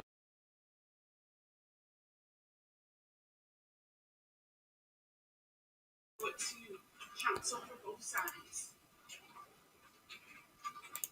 The email emails were admitted as defendants 1 and What? defendants 2 for record purposes only. Obviously, neither side tendered the medical examiner's report. The emails were admitted as defendants 1 and defendants 2 for record purposes only. 58 p.m.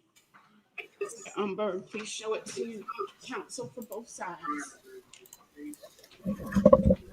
The emails were admitted as defendants 1 and defendants 2 for record purposes only. Obviously, neither side tendered the medical examiner's report.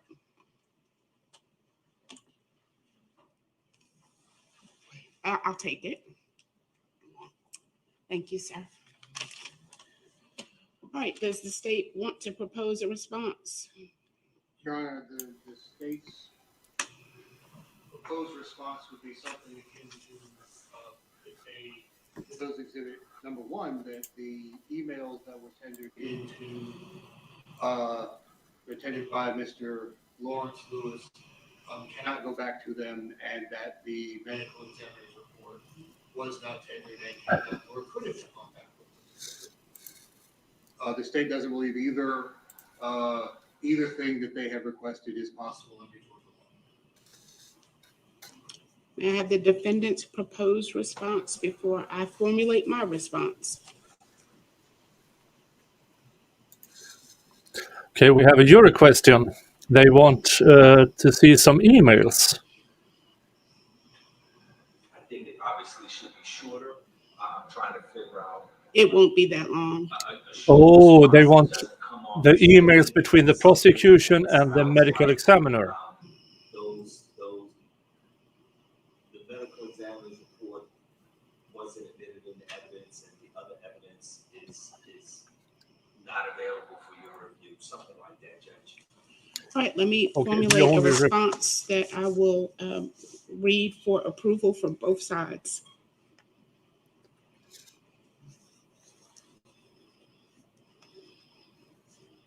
Okay, they only referred to the content of the emails, but the emails in itself was not entered into evidence.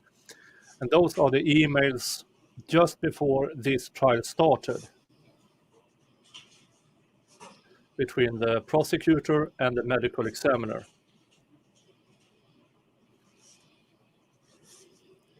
And both parties says it was not entered into evidence, so they can't have it. They can only refer to their own memories, I would suggest.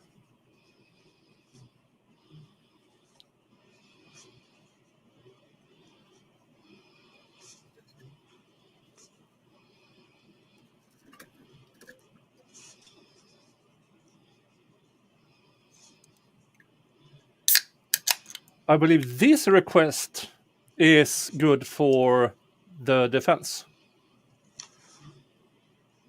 Because as I interpreted the emails, is that the prosecution tried to influence the medical examiner in a certain way. This is the third jury question.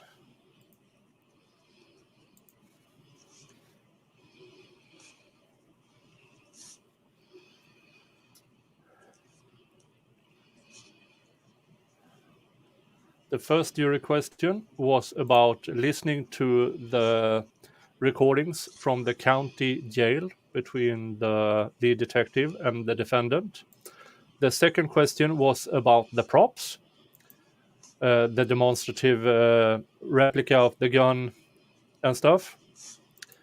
And now this regarding the emails between the prosecution and the medical examiner.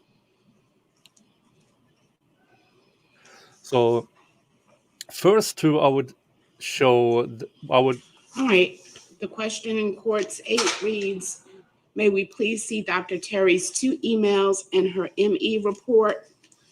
The court's written response, the written medical examiner's report was not tendered or admitted into evidence by either side and is therefore not available for your review or consideration in reaching your verdict. The emails were admitted into the record as defense exhibits but are not permitted to be sent to the jury room. Okay. Any exceptions from the state? No, Your Honor. The defense? There are no objections, Judge. As you've written the question, I guess the question in my mind becomes, and I don't know the answer, if they come back out, will they be able to look at the documents? But I'll probably wander someplace to try to figure that out. Apparently not. But That's it just leaves weird. that possibility, but I don't have any objection to what you've written, Judge. And I'll, I guess, pre-respond in as much as they were never published to the jury, even though we did. They were never published. They were, excerpts were read by Dr. Terry, but the documents themselves were never published in any way to the jury. And I don't think hearing things that weren't published during the trial would necessarily be. And you may certainly be right. And I appreciate everybody's presupposition of what might come back, but that's not what's before me right now. Yes, So hearing no exception from either side to my written response, I'll ask Mr. Umberg to let the jury read Court's Exhibit 8 and bring it back to me, please.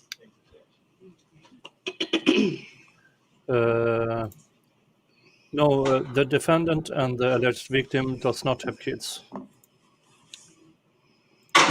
There were no defense case in chief. There were only cross-examination.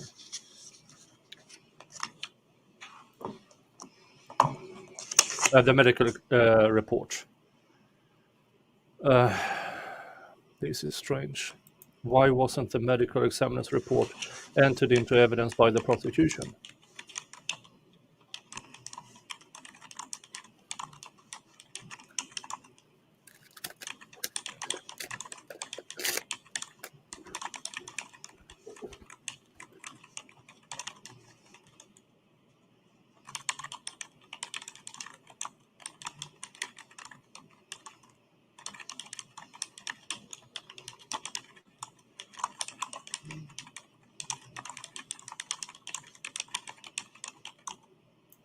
Thank you so much, Nicola.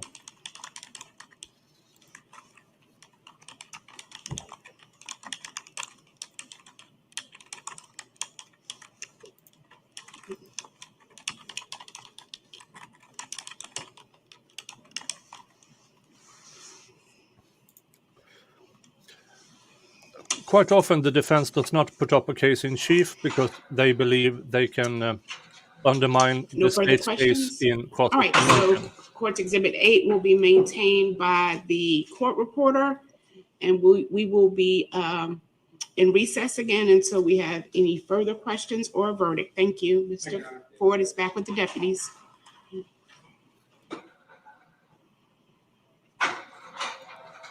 Yes, Nicola, I know you were one of the first who was in my chat when I started streaming. Thank you so much.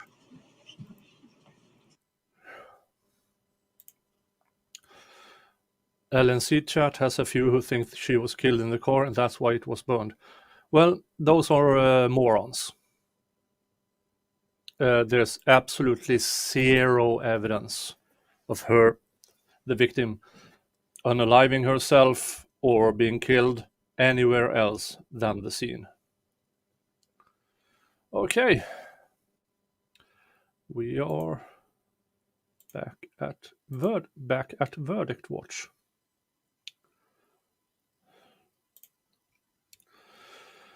Okay, that was strange that the medical examiner's report was not entered into evidence. Really, really strange. She looked into it to refresh her memory. Both parties used it, but nobody turned it into evidence.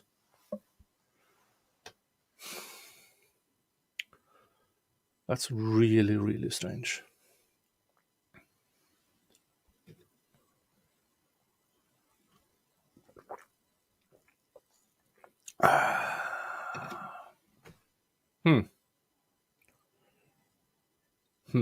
Yeah, that was really, really strange.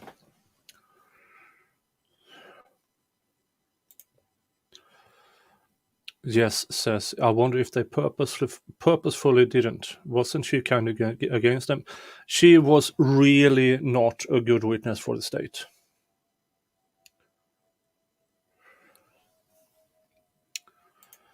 Corn Pope says, can they get a readback of the transcripts of her testifying to it? Only if they ask for it. They have to ask for that specific. But as for now, they have to rely on memory. Hello.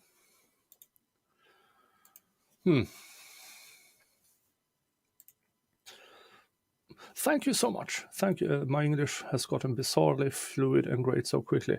Yeah, I mean, when I started this channel, my English was not great, and that is because I had to translate from Swedish to English and then speak it. But the more I have done this, the more I have started to think in English. The accent is still there, maybe a little bit better, but yeah, I'm starting to think in English. I haven't talking that much in English in quite some time. Corn Pop, do I think in Swedish? Well, now most of my thinking is in English during streams and stuff like that. But as soon as when I turn things off, then I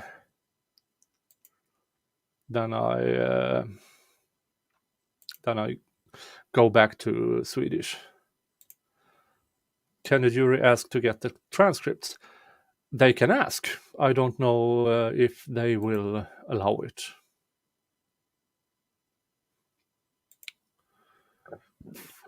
My English is better than your Swedish. Yeah.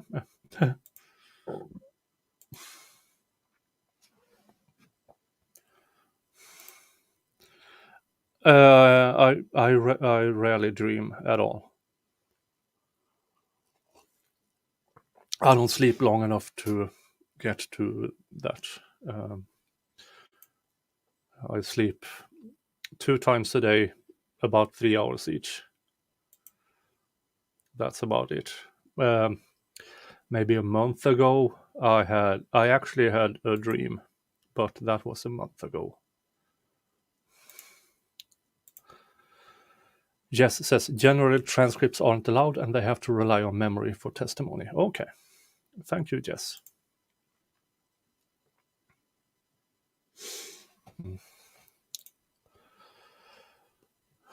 Jonathan, his cock started overheating while I was out, and I got a new radiator fan. Really bad fixed. Okay. Oh, yeah. The warehouse man who wouldn't put a cover over his bridge. Oh, I have to find that one. Hold on. That was a good one. The warehouse owner. Also in members only, if I remember correctly. Yeah. No, it isn't. Okay.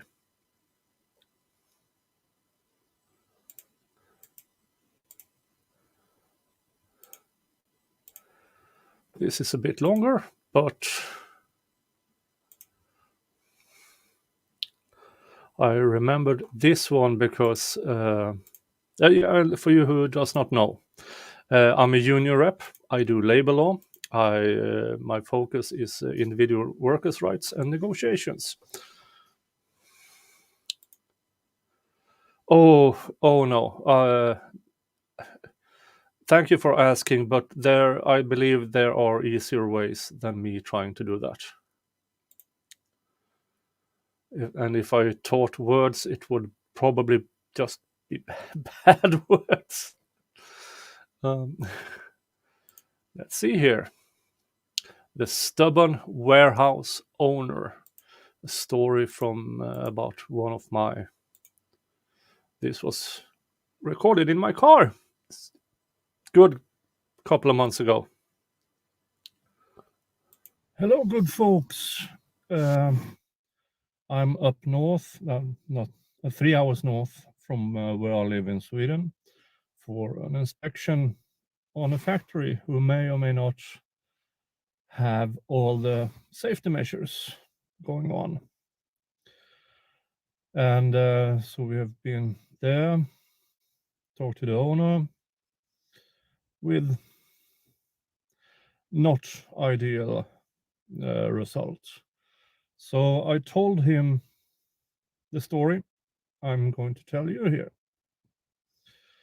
since it seems like this weekend will be packed for me and I can't get home to edit the videos I had planned to do. So here's some tale from a union rep from back in the day. So let me take you back 25, almost 30 years back in time. There was a warehouse owner. He done quite well. So he decided to build a new warehouse. And so he did. And nice warehouse with, well, everything almost needed. And then the bridge for the forklifts to drive out to deliver and receive goods. What he didn't calculate with was Swedish winter have snow and rain and cold. So conditions can be quite slippery. So this bridge did not have a roof over it, so it was soaked when it rained, when it snowed. And it didn't have guardrail either. So more or less, if the forklifts had a bit too much speed, the quite high risk that they would go over the edge. And you might have seen, there are some videos out on YouTube with forklift accidents that look hilarious. They are, but as a union rep, my job is to make sure there are very few of those. So we got there, and I'm recording on my phone, and it's not the easiest way to get it to stay still. Sorry, folks. And where was I?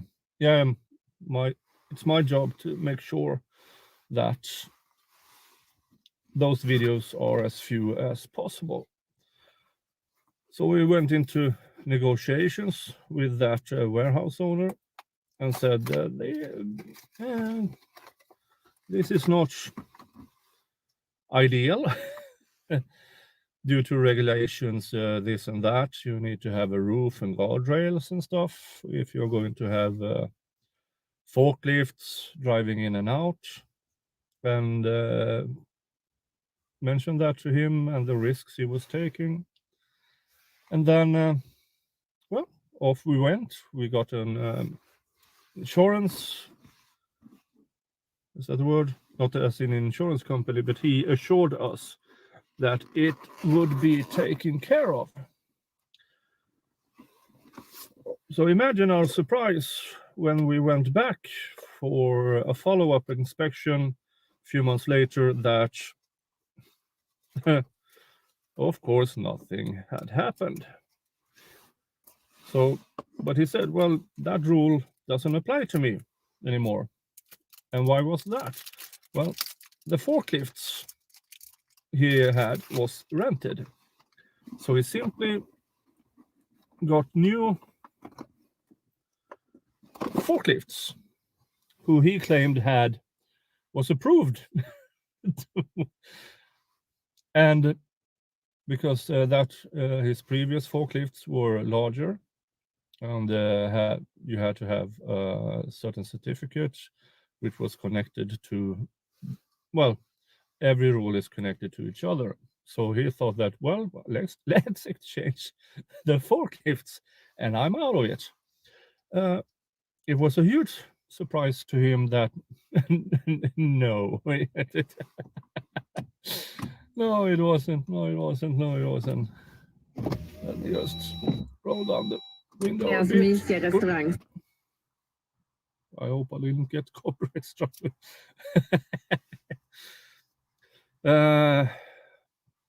Yeah, so he's very, very surprised that his trick didn't work, and we said, this can't happen again. You need to follow regulations.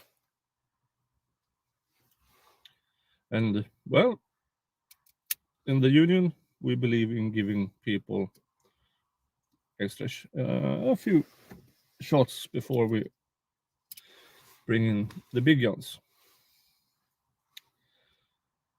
And so he sent receipts that the build of roof and guardrail was on the way. And okay, good. Then a few months later, we were back. And imagine our surprise. No roof, no guardrails. So now it's time to bring out the documents that says, we have a specific document that says, if this is an unsafe work site, we can close it. So we said, we will fill this out, but we won't sign it. You have 2 weeks to show us work has started. And what did he do? Well, he hired a construction crew and paid for material, and but not for roof and guardrail. He he built a fence so we couldn't get in, and that's a especially dumb idea. And well, so time to bring in the big guns. My dumb boss, rest his soul, passed away a decade ago. And more or less, make a long story short, I don't smoke indoors, but I do smoke in the car. And I'm stationary now, taking a break from that inspection.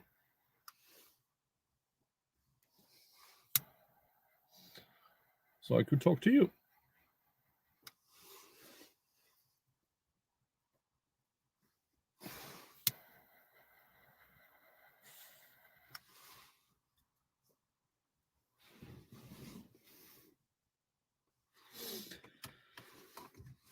And my damn boss, since I was the lead on the previous, showed me, okay, now it's time to close down this man's shop. And of course, then he, in his turn, can take legal actions if he feels it's unfair. And he did.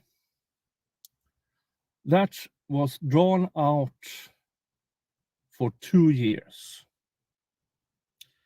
So from the first inspection of his brand new warehouse,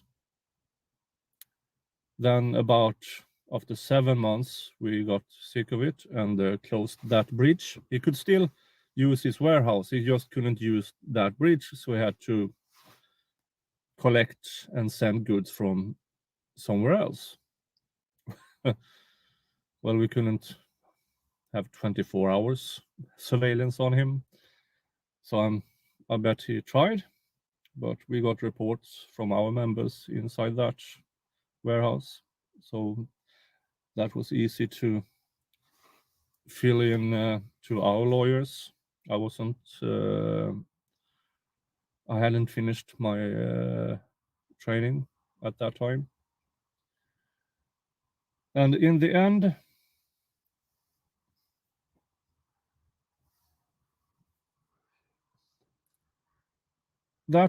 let's just say that roof and guardrail would have cost him for that warehouse around $30,000 to $35,000.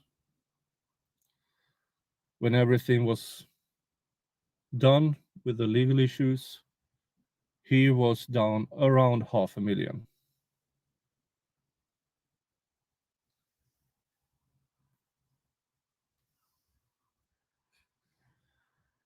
Moral of the story: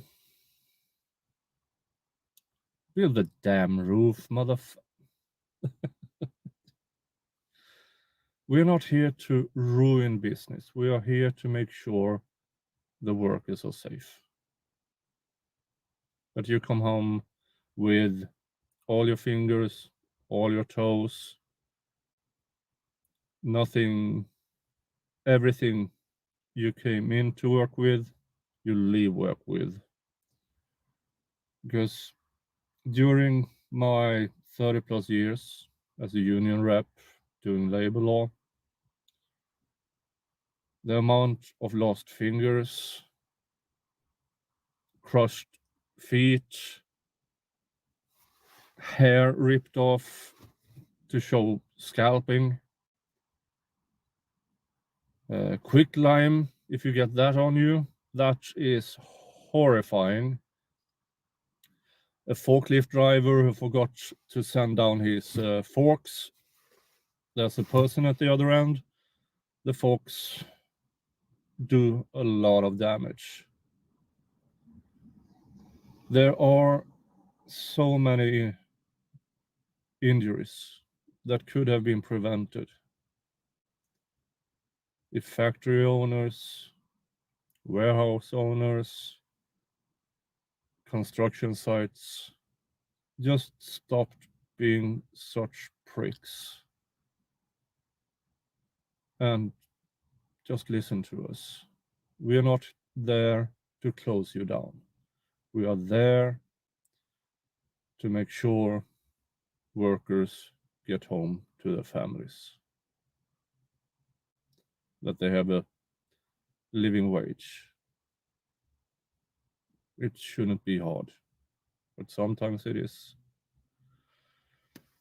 Now, what will happen with this factory owner who we are at now, I don't know. Hopefully he will, or they, it's a company, anonymous bosses and anonymous owners. Hopefully they will get to their senses. That warehouse owner, yeah, it turned out he couldn't afford $500,000 in legal fees. So he went bankrupt over a fucking roof. Okay, that's my tale for today. You all have a nice day. Talk to you later.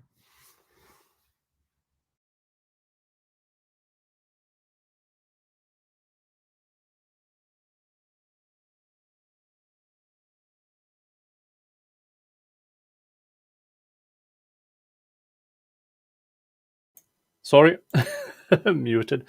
Yeah, that was one of the stories from me. Yeah, I know. I was muted. Yeah, I'm boomering. I'm boomering. So doing labor law, and I have plenty of those, sadly. And my one rule is, whatever I'm talking about has to be at least a decade back, and I'm not in what you call it, do not if I don't have a contract written out, that I can't speak about it. But then again, after a few decades, sadly, many of my stories happen more than once. Non-disclosure. Thank you, Gigi. Non-disclosure. If I have that, I cannot speak of it at all. Even if I don't have a non-disclosure, an NDA, I won't speak about it unless it's a decade back, due to the workers, the injured people.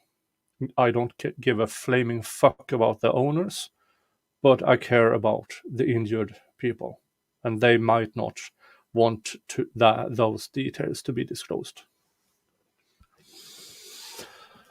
Okay. Checking back. Nothing new on the from court. Yeah. Sadly, when it comes to fingers and stuff, I've seen more than I should have seen in a lifetime.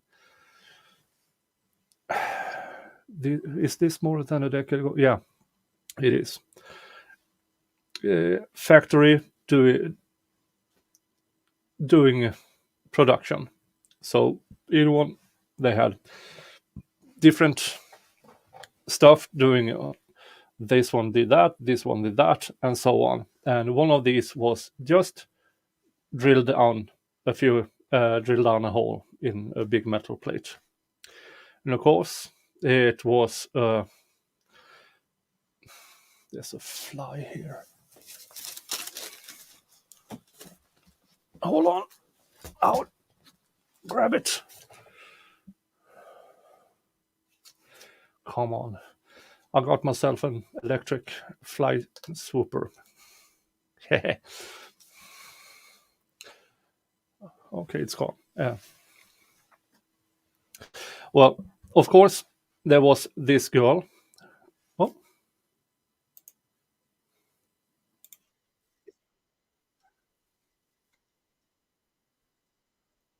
Court's Exhibit 9 to both sides. Okay, let's go back a bit. Courtroom seated the state of Georgia are present in the courtroom. Mr. Ford is present in the courtroom seated next to his counsel, Lawrence Lewis. I'm in receipt of Court's Exhibit 9, which is a question comment from the jury. It reads as follows. Your Honor, we, the jury, currently sit at 8 guilty, 4 not guilty. The same position we were after 1 hour of deliberation yesterday. We have concluded that we are officially not unanimous. Mr. Umberg. Please show Court's Exhibit 9 to both sides. That is interesting. So not split down the exact middle.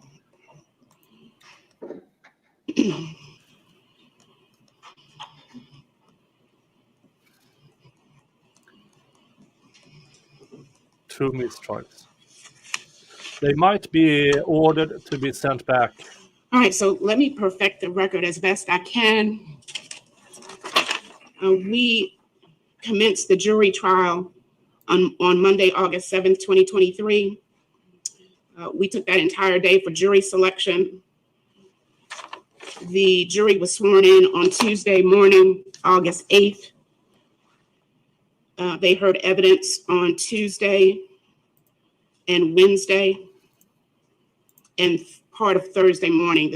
The defense finally rested on Thursday morning, which would have been Thursday, August 10th.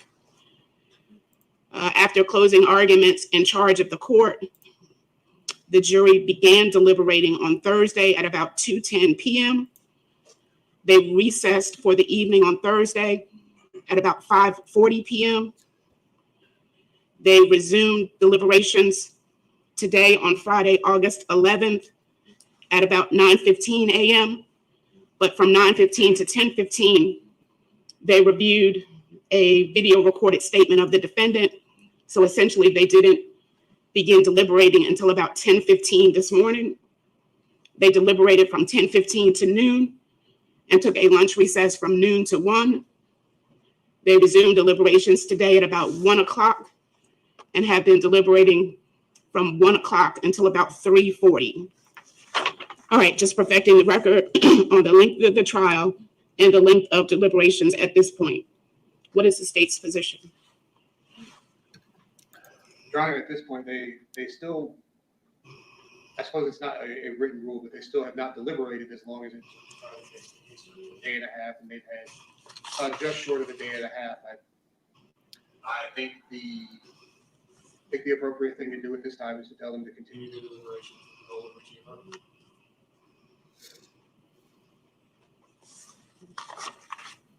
Defendant's response or proposed response?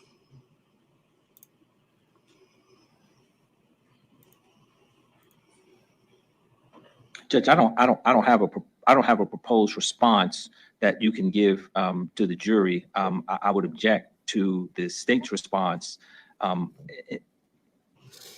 in giving you the short answer to the question that you posed to me. I don't have a response. What I think the court should do, and I don't know if the court wants to hear from me in that regard, that's not what the court asked me. They indicated that they are at the same place they were, by my calculations, 8 hours of deliberations. They were where they are after 1 hour of deliberation. So they've been discussing the case. I'm talking about, if you believe what's in the note, they've been actively discussing the case for 7 hours, accounting for all of the time that the court is subtracting from the viewing and the questions. They've been actively deliberating for 7 hours, and they've had absolutely no movement. So I think that calls for a hung jury mistrial, but that's not the question that the court put to me. So I don't have any response for the jury. I don't think holding them hostage for another 7 hours, if that's what the state is asking for, holding them hostage for another 7 hours to see if they move from that position, when I think 7 hours is a long time to be talking about a case that is relatively simple. They have to make a simple decision about who they believe was holding the gun when the gun went off, because that's the only thing in debate. They haven't moved for 7 hours. I'd ask the court to declare mistrial, and I'm available starting Monday for trial number 3. Well, if I take the jury's note at face value regarding the timelines, when they are saying that they are in the same position that they were in now as they were after deliberating for 1 hour yesterday, that would put them in the position that they currently are in now with the verdict as they were at about 3:00 p.m. yesterday. So no movement in reaching a unanimous verdict since 3:00 yesterday. Does either side want me to give them the Allen charge? No. I'm asking the state first, please. That's fine. Let me just hear from the state first. Allen charge is I mean, my options are at this point to tell them to continue to deliberate, to give them the Allen charge and tell them to continue to deliberate, or to declare a mistrial. So I think those are, I'm going to hear from the state first always. So those are the 3 options that the court sees. Am I missing any other option that needs to be considered? No, Your Honor, the state's position is that the first option, to tell them to continue deliberating without giving them the Allen charge, is the state's preference and request of the court. Defense response. I think the option you're missing is do nothing. It giving you. Well, I mean, I have to respond. So do nothing means continue to deliberate. I mean, do nothing is. Well, when I say they sent you a note, they told you what the status is. The court is saying the court has to respond. I don't know that the court has to respond, but I accept that you believe the court has to respond. And in that scenario, if to the extent the court has to respond to the note, I guess what the prosecutor suggested in terms of a response. See, my position in terms of declaring mistrial doesn't require any response. If the court is going to respond, if my choices are, we're going to respond, number one, and I'm going to tell them something, which means I'm not gonna declare mistrial, then I would say continue deliberating because I would oppose the Allen charge. My preference would be declare mistrial since there has been no movement. And that's a little bit different. The way the court framed it is a little bit different than the way I framed it.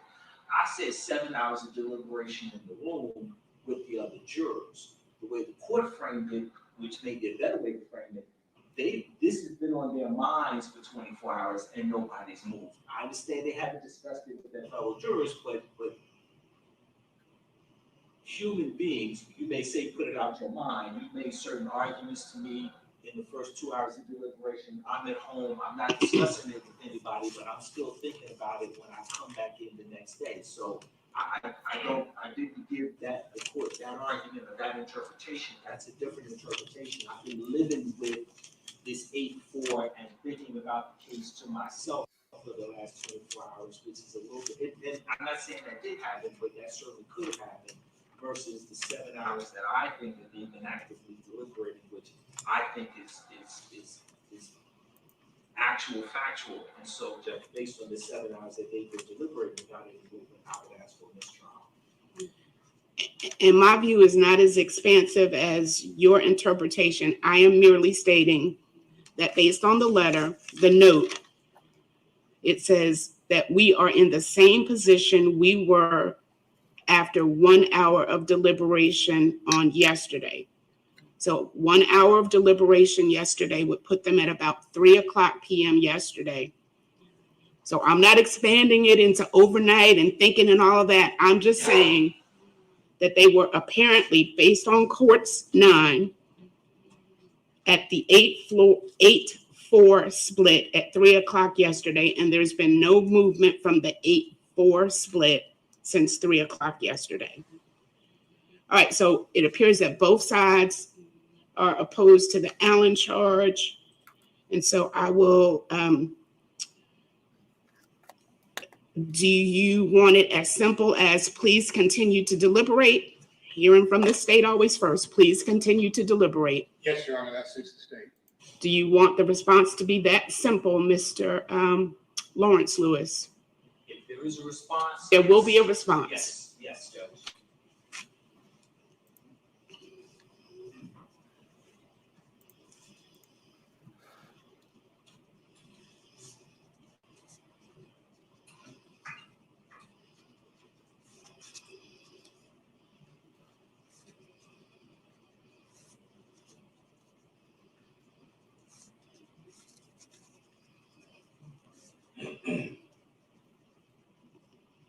All right, that is my response, signed and dated at 3:50 p.m. Let me have Mr. Umberg show the jury my response to Court's Exhibit 9 and bring it back. We will await to see if it brings any further notes or if they will just simply continue to deliberate.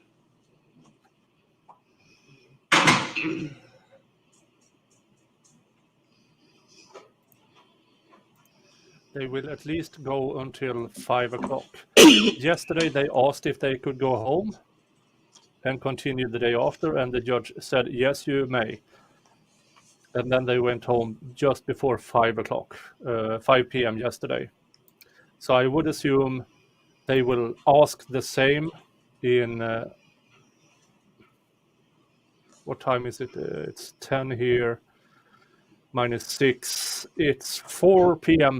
in Georgia, almost.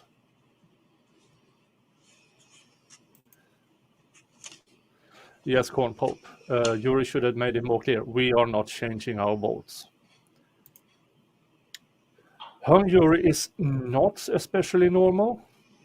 I don't know the exact statistics, but it's not usual. No, you didn't miss anything, Dave. The jury has declared to the judge and the court that they are 8-4, 8 guilty, 4 not guilty. They were that after 1 hour of deliberations, and they are still at the same votes.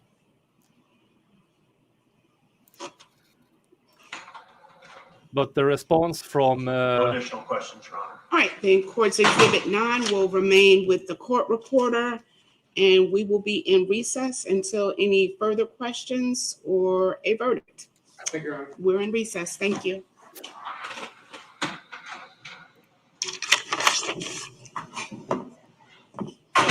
all right. Court is in recess now. Okay. No, not a verdict. What happened here? Just to reiterate, the jury told the judge, we are at 8 guilty votes and 4 not guilty votes.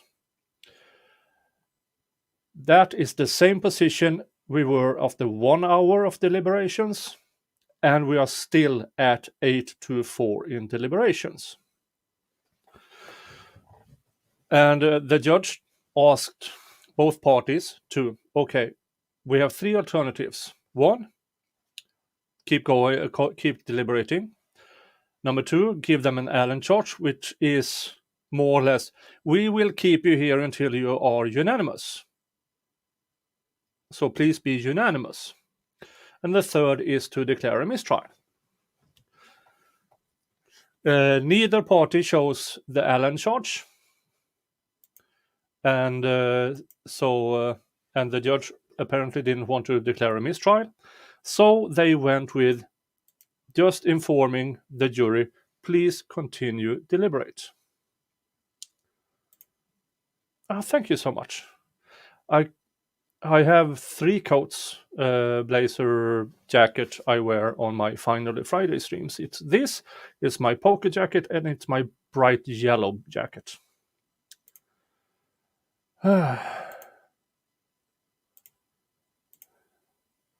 Next time, object to the demonstrative being admitted into evidence. Yeah.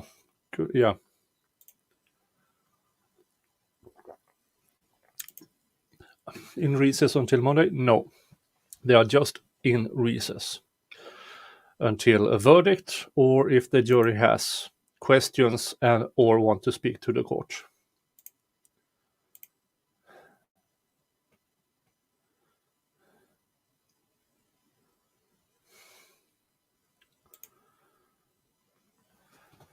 Brandon, so granted I'm a few minutes back, but it sounds like defense lawyer man wants to hang the trial until the state wakes up.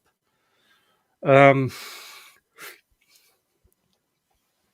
I don't know. Generally, the defense wants an acquittal because a hung jury means his guy stays in jail. Mads says, wonder how many retrials before the state would give up. Well, last time they were right down the middle, 6-6. After this trial, they are saying we are 8-4. And we do know that from the first trial to this trial, that the mother changed her testimony quite a bit. So they might want to do, if mistrial, they will try again. But that will allow both the prosecution and the defense to learn from this trial.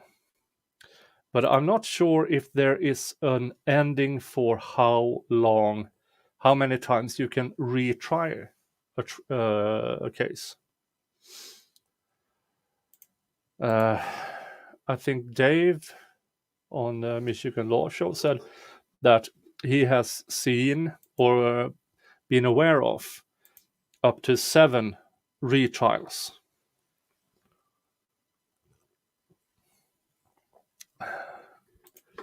The defense said he would be ready to start 3 on Monday, right? I don't know. The last thing I heard from the judge says we are in recess, not over the weekend.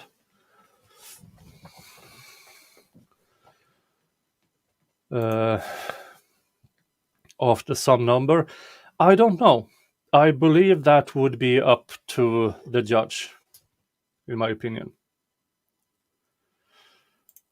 Because more often than not, it is always the same judge who conducts the proceedings.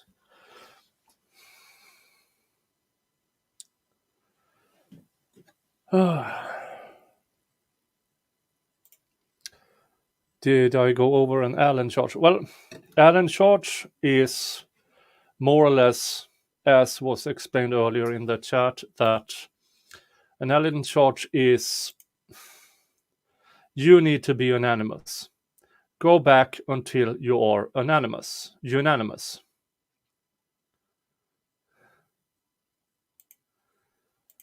John Gary says the defense knows a mistrial is the best case scenario. No way they are going from 8-4 to 0-12. The 8-4 would probably guarantee a retrial. 6, if it was 6-6 again or worse, the state might give up. Yeah, I agree here. Mistrial is their best case scenario at this point because 8 people won't give up. And 8-4, since it was 6-6 in the last trial and 8-4 now, that would make the prosecution go for a third attempt. Oh, thank you, Tweety. To receive a gifted membership, follow that link. And if you want to give a membership, yeah, I don't mind. And if you want to support my channel without having YouTube take their cut, you go to PayPal. And you can either set up a monthly or a one-time payment. Thank you so much. But more important, like and subscribe and become a member. Do a super chat if you so please, but don't super chat money you can't afford. Youngmin Shelley doesn't see Tweety's post. Yeah, that's weird. Do you have live chat or top chat? If you have only top chat, not all chats are seen. What else about the gift? Yeah, I have the mug and the t-shirt and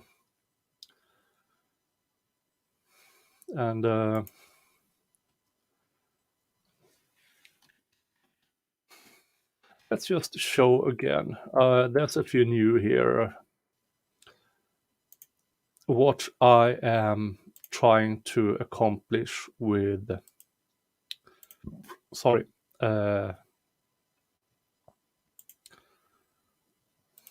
open picture.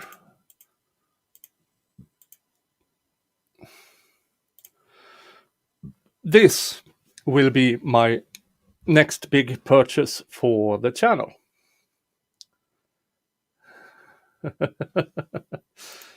Should I set up a monthly payment so Nick has to regret chugging a beer the first of them? Oh, that's a well. This, if you don't know what it is, this is a portable changing room for construction workers and stuff like that. So that will be my next big purchase to the channel, and that is to remodel it into a studio. That way I get out of the house, because downstairs will be rented out once that is done. So I can smoke cigars and stuff like that. So it will have my computer, my setup, soundproof, heat, AC, and maybe maybe a bed.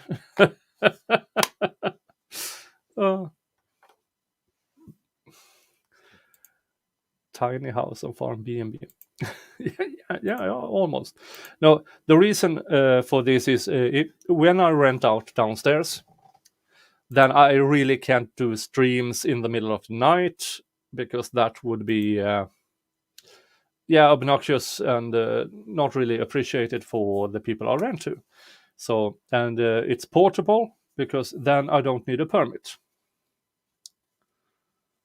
And yeah, I only need to move it like a few feet every now and then to tell anyone who tries to get in here to say, yeah, that's a building, not a portable thing. Yeah. So that is the next big thing that happens on the channel, because, well, I might try to improve sound a bit and maybe a better computer so I can set up 2 screens. I bought a new screen, by the way.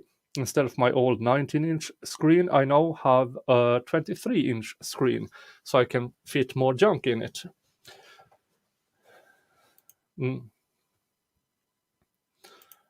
Thank you. Let's see here if I can save. Let's see. Share this instead. This is just an example.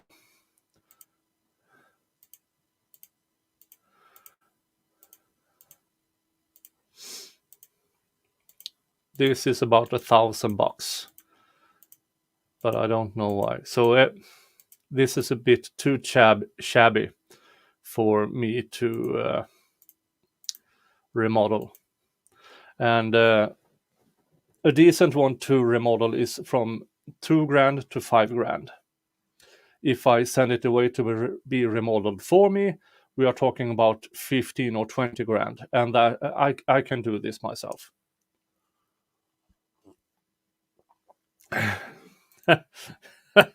Yeah, I have a 23-inch screen. Oh, let's see here. Yeah, nothing more from that. It's ugly, but properly functional. Yeah. Yeah. That one is maybe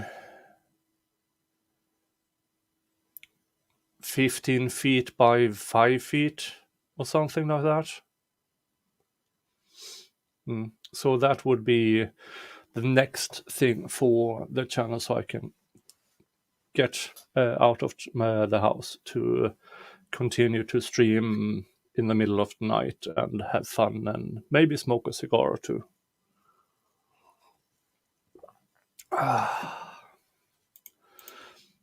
All right, so yeah, 8 to 4, they have been stuck since more or less the beginning of the deliberations. And I do have a 24-hour grift stream. Jesus Christ, I have issues with more than 4 hours. I fall asleep.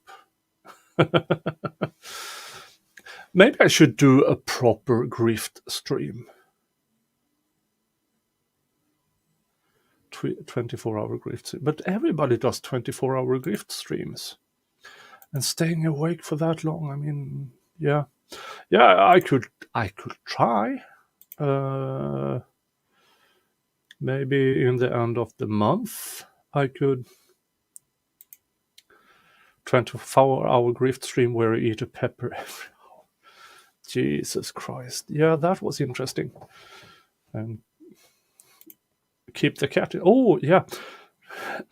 $10 and I show my ginger pussy. Yeah,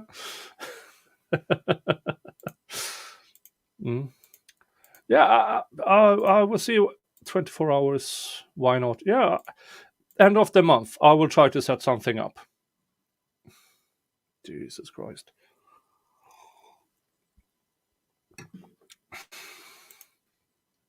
$36. Oh, it will be a stream with me sleeping for 12 hours. Oh.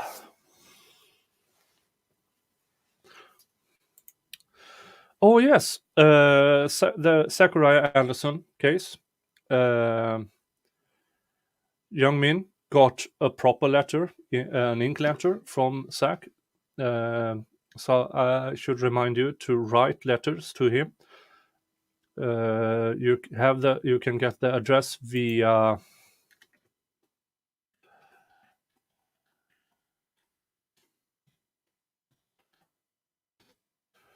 I think that is the address. Yes, it was. That is the link to Free Zachariah Anderson.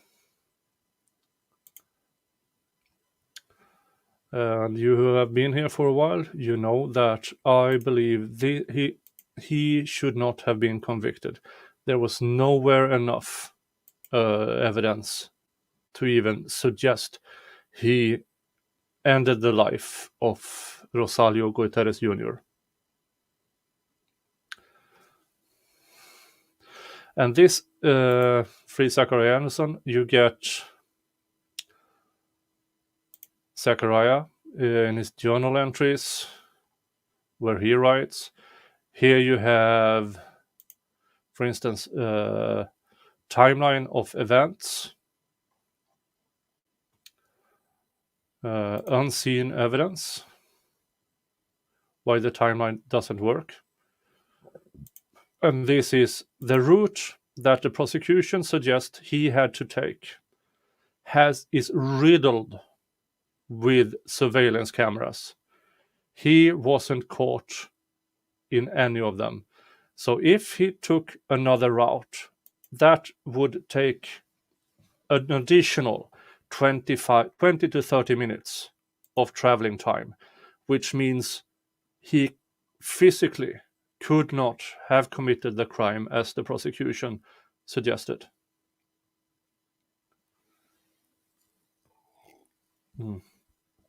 Yeah, and signed the petition and everything. And let's see here. Are you still up? Yeah. Dr. Heinz is still yeah, let's see. It's 4:10 on a Friday. They suggested to the jury to keep deliberating.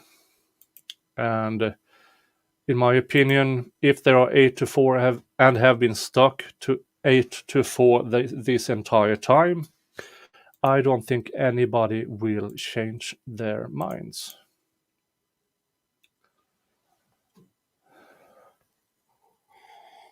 And I see on Twitter someone say, seriously, this speaks to how good the defense attorney is. Yeah. If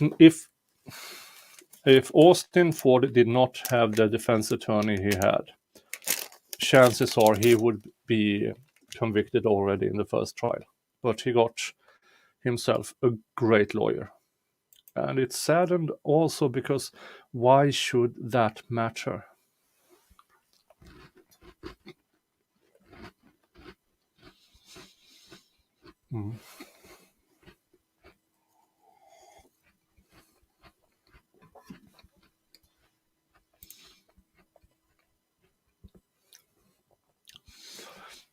I don't know, because now it's just an hour in between.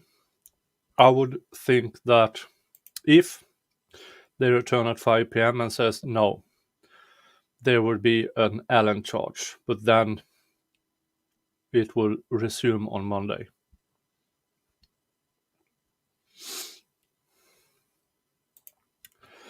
Ford is in custody. He doesn't afford bail. So he has been in jail for almost a year now, I think.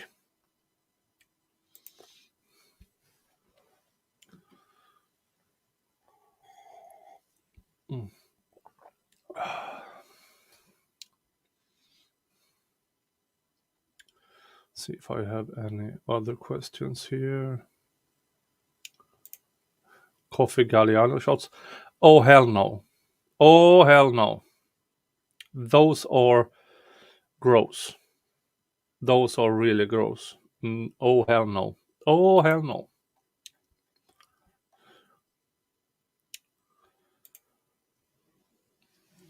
they are 8-4 this trial. Last trial, they were 6-6. And I'm a bit surprised because just looking at, I believe, well, not surprised because the mothers of the alleged victims' testimony was much better this trial. Last trial, they could impeach her on certain things. This trial, they couldn't.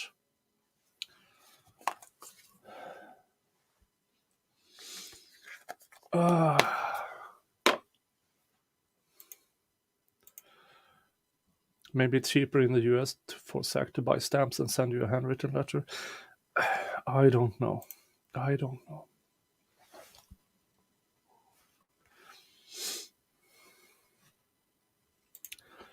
Law and Seward chat seemed convinced of guilt because he lied.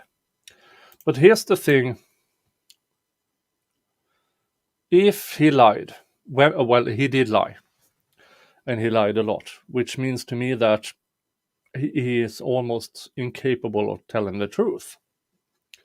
That for me suggests that I should only listen to the medical examiner and the lead detective and choose between those two and see, okay, who makes the most sense?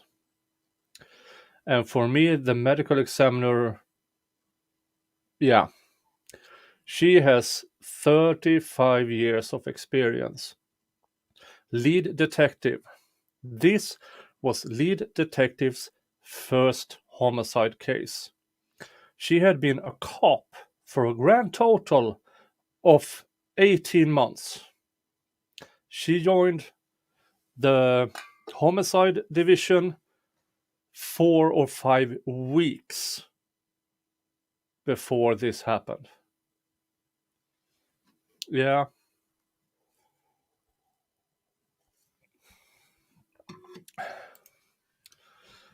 If the chat shows errors, refresh the stream. Yeah, good. Well, David has the link, so I can ask him. I know he is a bit busy.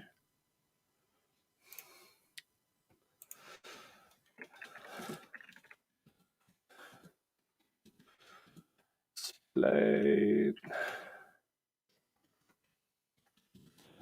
Allen charge.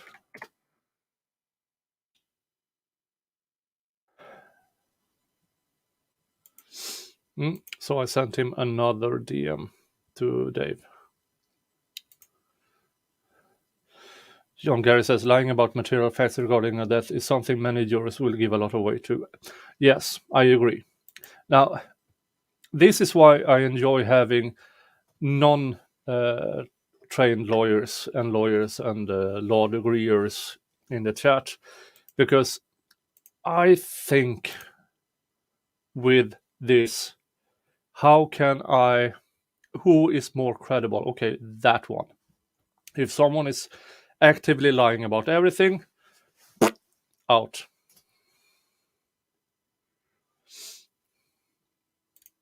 Yeah, this is a JKD Buck 76, my 2 cents. Allen Charge is get your asses back in there and do the job as jurors. Yep.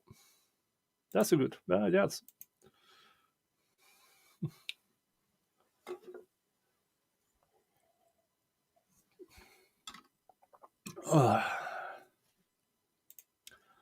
Feral housewife says, when jurors cannot agree on a verdict and report this to the judge may issue further instruction to them to encourage those in the minority to reconsider their position. These instructions are known as an Allen charge, or more casually, a dynamite charge. Okay.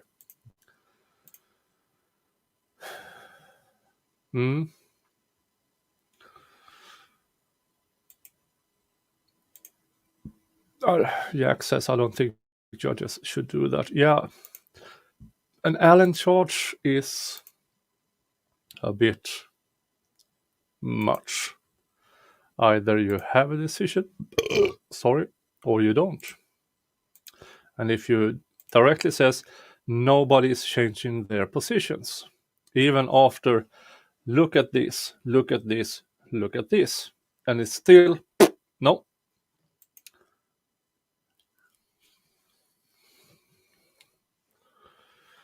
Janitor says you can spend the rest of your life in jail because I want to go home, George. Yeah. John Gary says, I didn't see the ME testify, but the fact that she isn't sure if it wasn't self-deletion isn't necessarily reasonable doubt. Other evidence could prove murder, though I'm not sure that is the case here. Well, the stretch the prosecution has had to counteract her testimony with the lead detective, claiming that the gun couldn't be horizontal. It had to be vertical to produce the shell casings. But with that, they not only had to counteract the medical examiner, they also had to counteract another expert in the field that said, where the shell casings lands does not matter. It is irrelevant. And for me, lead detective was not an expert in that field.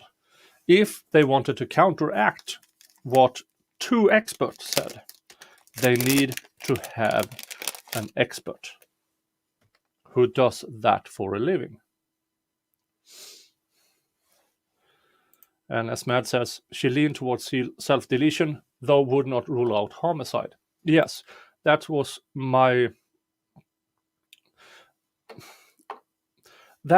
what I thought too. And she more or less spelled it out thoroughly through the cross-examination. The only reason she didn't rule out homicide was the missing gun. That's the only reason. Everything else said self-deletion.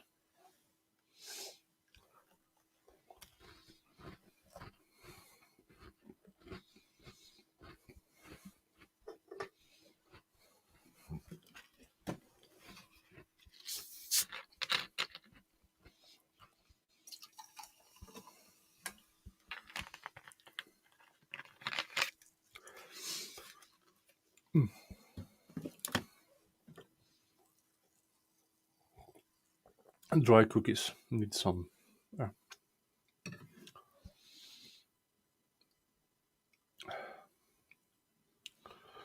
It's Miyoshi says that the ME was the most credible witness in my opinion. I agree. Well, we have 40 minutes before 5 p.m. and it might be maybe we should stream, what's it called? Stream sniping.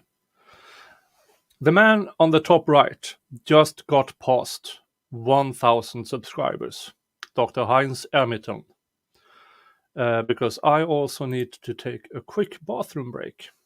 And so I will let you listen to what they are doing. See anybody still. Like, it's just a red border. That's fine. That's fine. Maybe that's, I don't know. You shouldn't be like that, to be honest. I have no idea what's I'm going sending on. you a But picture. Oh well. it shouldn't be like that. Okay, let me. Okay, so let me play this. Huh? No, go ahead. Oh, yeah, let me. Okay. And here we go. Let me play it. Here's the Pharaoh girl. I've been trying to find this video. Finally found it. If you don't know who Pharaoh is, let's stream snipe him for a bit while I go to the bathroom. Couple of months ago, back in January actually. So yeah, for those that don't know, I will narrate and explain after the video is done.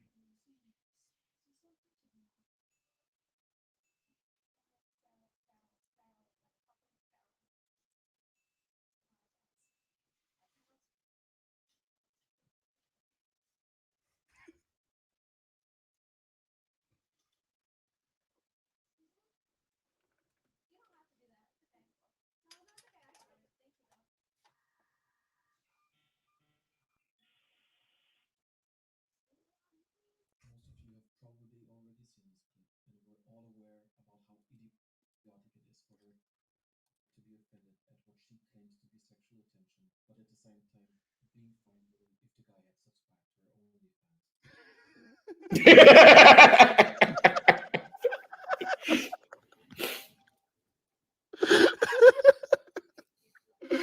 Right. Let's get to this because this girl is a 21-year-old Twitch streamer, and she really gone viral and really. Oh, there's an echo again. Flipping heck, this echo needs to leave.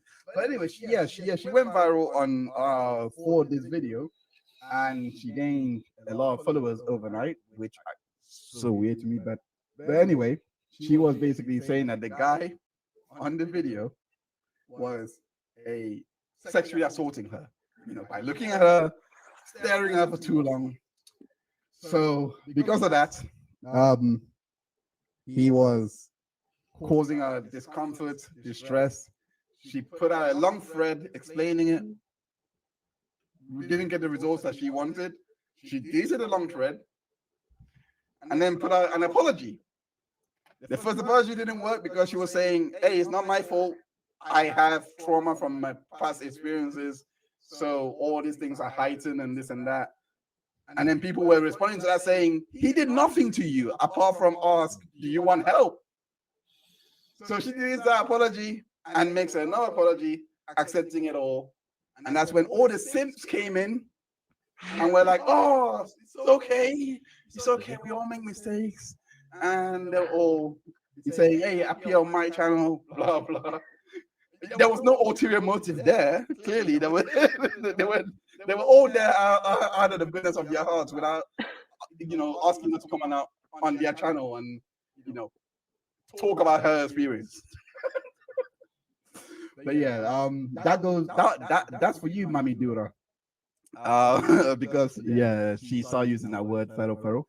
Anyway,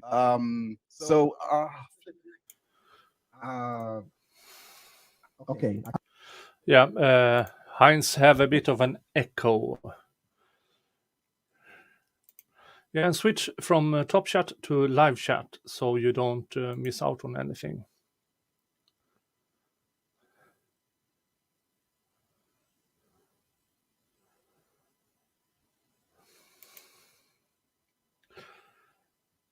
Okay. Mads is not convinced of his innocence, but not convinced about his guilt either. Yeah, there are a lot of things that says he actually helped self-ending. The issue I have is there's not enough evidence for me to reach that conclusion beyond a reasonable doubt.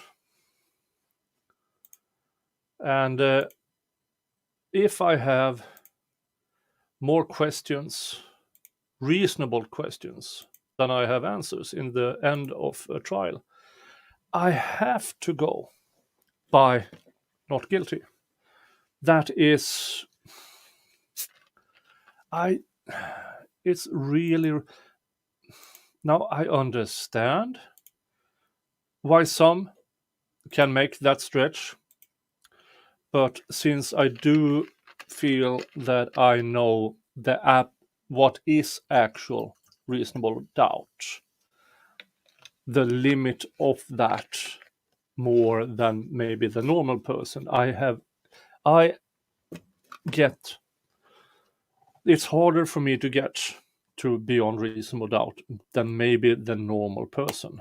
And that is why I really, really like to have a good chat to tell me to, hey, fork off, this is easy. And don't always just agree with me. Have a discussion, learn, allow yourself to be taught, to learn.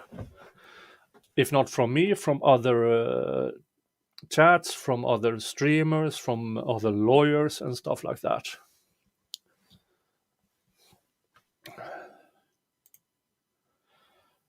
Rossman Ranch, I ask this all the time in case I missed it. Was there ever any gunpowder residue testimony testing? No.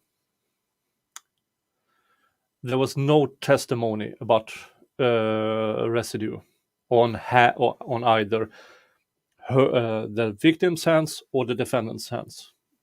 Not a word spoken.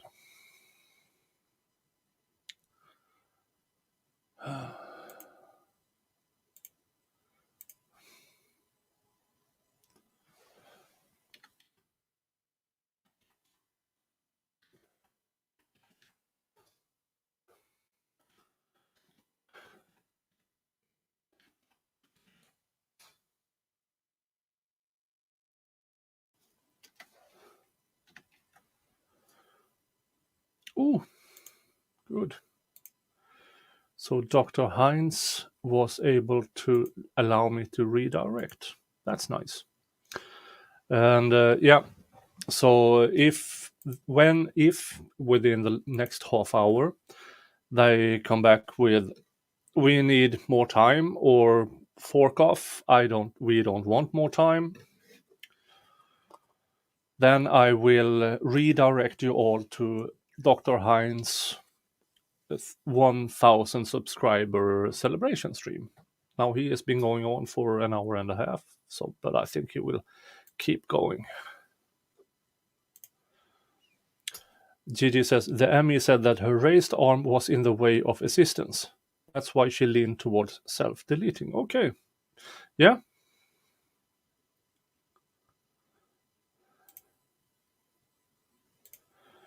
Matt says they only zeroed in on the defendant late. Why too late for gunpowder residue testing? However, her hands should have been tested.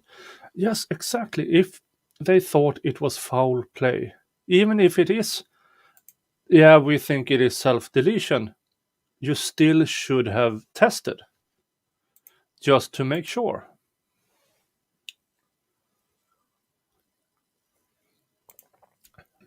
No, on the contrary, the testimony we heard was that the victim wanted self-deletion and tried to get people to do the self-deletion for her.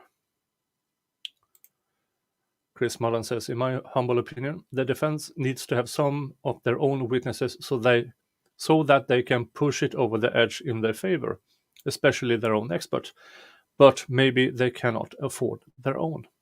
Yeah, that's the thing with a public defender. You have to apply for money to hire these experts because they are expensive. And that is up to the court to grant. Genitals, was the defense attorney a public defender? Yes, he is a public defender. He has a private practice, but he does take the role of a public defender. And in this case, he is a public defender.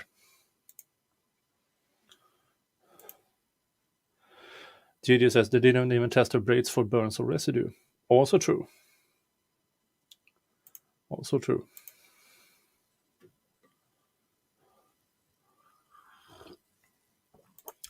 Yes, for you who are completely new here. Oh, good. Hey, Dave. Hello. Can Hey. you hear me okay? What? Can you hear me okay? Yeah, I can hear you. Can the chat hear you? I hope so. I hope so so what too. happened? About half an hour ago, they sent a letter to the judge saying, we have been stuck since in 8-4. 8 1 vote guilty, 4 votes not guilty. And it has been so since the first hour of deliberations. Nobody is changing their minds. Huh.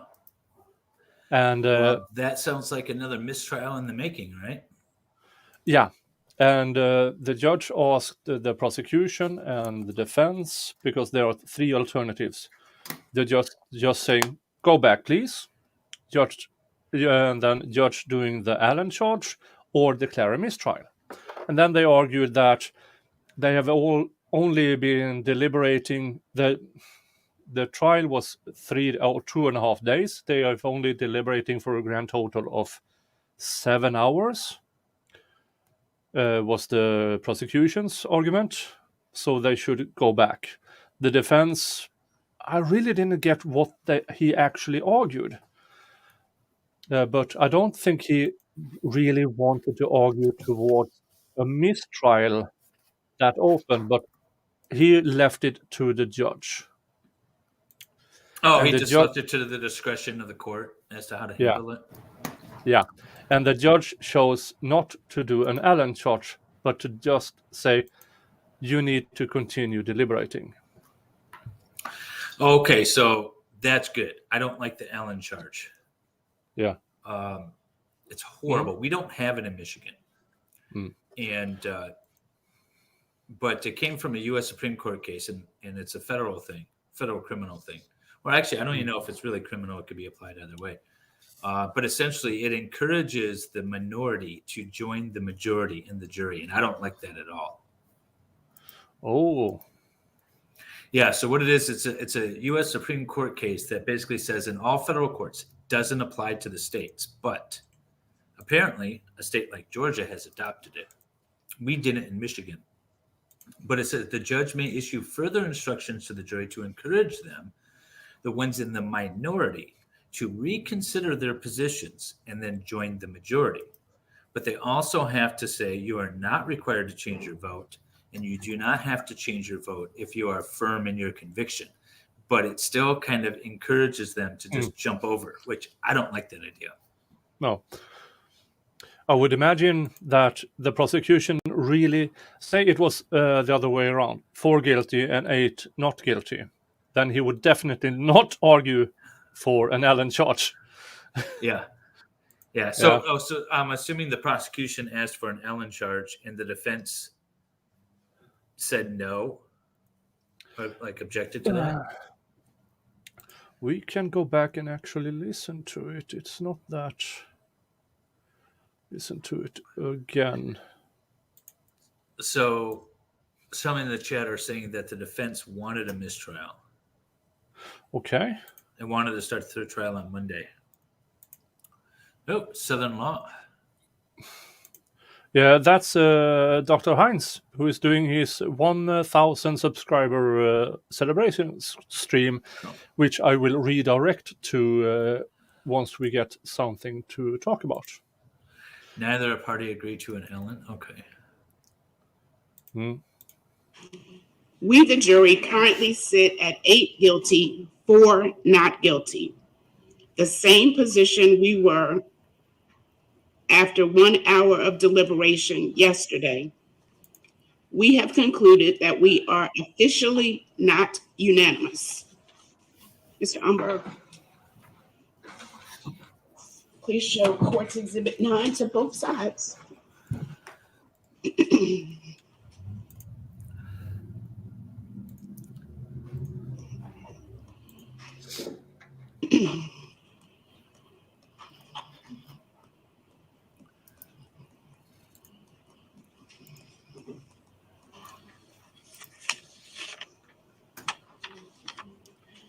All right, so let me perfect the record as best I can.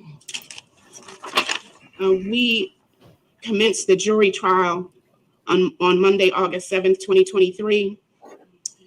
We took that entire day for jury selection. The jury was sworn in on Tuesday morning, August 8th.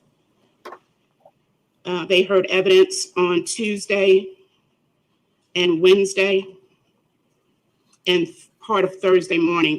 The defense finally rested on Thursday morning, which would have been Thursday, August 10th. After closing arguments and charge of the court, the jury began deliberating on Thursday at about 2:10 p.m. They recessed for the evening on Thursday at about 5:40 p.m. They resumed deliberations today on Friday, August 11th at about 9:15 a.m. But from 9:15 to 10:15, they reviewed a video recorded statement of the defendant. So essentially, they didn't begin deliberating until about 10:15 this morning. They deliberated from 10:15 to noon and took a lunch recess from noon to 1. They resumed deliberations today at about 1 o'clock and have been deliberating from 1 o'clock until about 3:40. All right, just perfecting the record on the length of the trial and the length of deliberations at this point. Yeah, What they've is only the state's deliberated position? 1 day. One day of deliberation on this is not enough. I think if the judge just sent them back to say, go figure it out, that's probably the right call. Your Honor, at this point, they still, I suppose it's not a written rule, but they still have not deliberated as long as it's a day and a half, and they've had just short of a day and a half.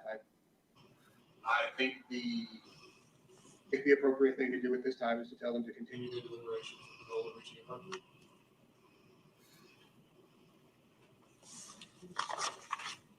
Defendant's response or proposed response.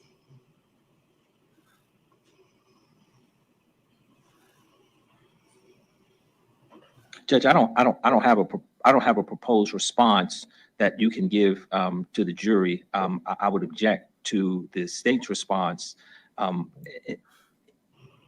in giving you the short answer to the question that you posed to me. I don't have a response. What I think the court should do, and I don't know if the court wants to hear from me in that regard, that's not what the court asked me. That they indicated that they are at the same place they were, by my calculations, 8 hours of deliberations. They were where they are after 1 hour of deliberation. So they've been discussing the case. I'm talking about, if you believe what's in the note, they've been actively discussing the case for 7 hours, accounting for all of the time that the court is subtracting from the viewing and the questions. They've been actively deliberating for 7 hours, and they've had absolutely no movement. So I think that calls for a hung jury mistrial, but that's not the question that the court put to me. So I don't have any response for the jury. I don't think holding them hostage for another 7 hours, if that's what the state is asking for, holding them hostage for another 7 hours to see if they move from that position, when I think 7 hours is a long time to be talking about a case that is relatively simple. They have to make a simple decision about who they believe was holding the gun when the gun went off, because that's the only thing in debate. They haven't moved for 7 hours. I'd ask the court to declare mistrial, and I'm available starting Monday for trial number 3. Well, What do you think about that reply? I don't know. It's kind of weird. I mean, because obviously he's anticipating another trial, right? So it's not like I don't know Georgia rules. Like, I don't know how many bites of the apple they get. If it's indefinite, then it's indefinite. But I don't know why he would be so eager to ask for a mistrial in this case, except the fact that it's 8-4, right? So yeah, because the majority is in favor of conviction, he might be just, all right, let's just play the odds and go for trial number 3. So that might make the most sense. Yeah, but we also moved first trial 6-6, second trial 8-4. What is different? Well, the prosecution changed things up, and the mother changed her testimony. Yeah, I mean, that's a big thing. But Lefty, I don't think he's really going after the money, right? He's a public defense counsel. He's not going to be making that much money. I think the biggest thing is if you're playing the odds, right, it's already stacked against you because you got 8-4 in favor of conviction, right? Let's throw it out and start over. It's a do-over where if they're already 8-4, the likelihood of 4 people convincing 8 is less than 8 people convincing 4, right? So I would say his odds are better to throw it out with a mistrial and start again Monday morning with a new jury. Yeah. Take the jury's note at face value regarding the timelines when they are saying that they are in the same position that they were in now as they were after deliberating for 1 hour yesterday. That would put them in the position that they currently are in now with the verdict as they were at about 3:00 p.m. yesterday. So no movement in reaching a unanimous verdict since 3:00 yesterday. Does either side want me to give them the Allen charge? No. I'm asking the state first, please. That's fine. Let me just hear from the state first. Defense, no. I mean, my options at this point to tell them to continue to deliberate, to give them the Allen charge and tell them to continue to deliberate, or to declare a mistrial. So I think those are, I'm going to hear from the state first always. So those are the three options that the court sees. Am I missing any other option that needs to be considered? No, Your Honor, the state's position is that the first option to tell them to continue deliberating without giving them the Allen charge is the state's preference and request of the court. Defense response. I think the option you're missing is do nothing. They've given you. Well, I mean, I have to respond. So do nothing means continue to deliberate. I mean, do nothing is, Well, when I say they sent you a note, they told you what the status is. The court is saying the court has to respond. I don't know that the court has to respond, but I accept that you believe the court has to respond. And in that scenario, to the extent the court has to respond to the note, I guess what the prosecutor suggested in terms of a response. See, my position in terms of declaring this trial doesn't require any response. If the court is going to respond, if my choices are, we're going to respond, number one, and I'm going to tell them something, which means I'm not going to declare mistrial, then I would say continue deliberating because I would oppose the Allen charge. My preference would be declare mistrial since there has been no movement. And that's a little bit different. The way the court framed it is a little bit different than the way I framed it. I said 7 hours of deliberation in the room with the other jurors. The way the court framed it, which may be a better way to frame it, this has been on their minds for 24 hours and nobody's moved. I understand they haven't discussed it with their fellow jurors, but human beings, you may say put it out your mind. You make certain arguments to me in the first 2 hours of deliberation. I'm at home. I'm not discussing it with anybody, but I'm still thinking about it when I come back in the next day. So I didn't give that the court that argument or that interpretation. That's a different interpretation. I've been living with this 8-4 and thinking about the case to myself for the last 24 hours, which is a little bit, and I'm not saying that did happen, but that certainly could happen versus the 7 hours that I think that they've been actively deliberating, which I think is actual factual. And so just based on the 7 hours that they've been deliberating without any movement, I would ask for a mistrial. in my view, is not as expansive as your interpretation. I am merely stating that based on the letter, the note, it says that we are in the same position we were after 1 hour of deliberation on yesterday. So 1 hour of deliberation yesterday would put them at about 3:00 p.m. yesterday. So I'm not expanding it into overnight and thinking and all of that. I'm just saying that they were apparently, based on court's 9, at the 8-4 split at 3:00 yesterday, and there's been no movement from the 8-4 split since 3:00 yesterday. All right, so it appears that both sides are opposed to the Allen charge. And so I will, do you want it as simple as please continue to deliberate? Hearing from the state always first, please continue to deliberate. Yes, Your Honor, that suits the state. Do you want the response to be that simple, Mr. Lawrence Lewis? If there is a response. There will be a response. Yes, Judge.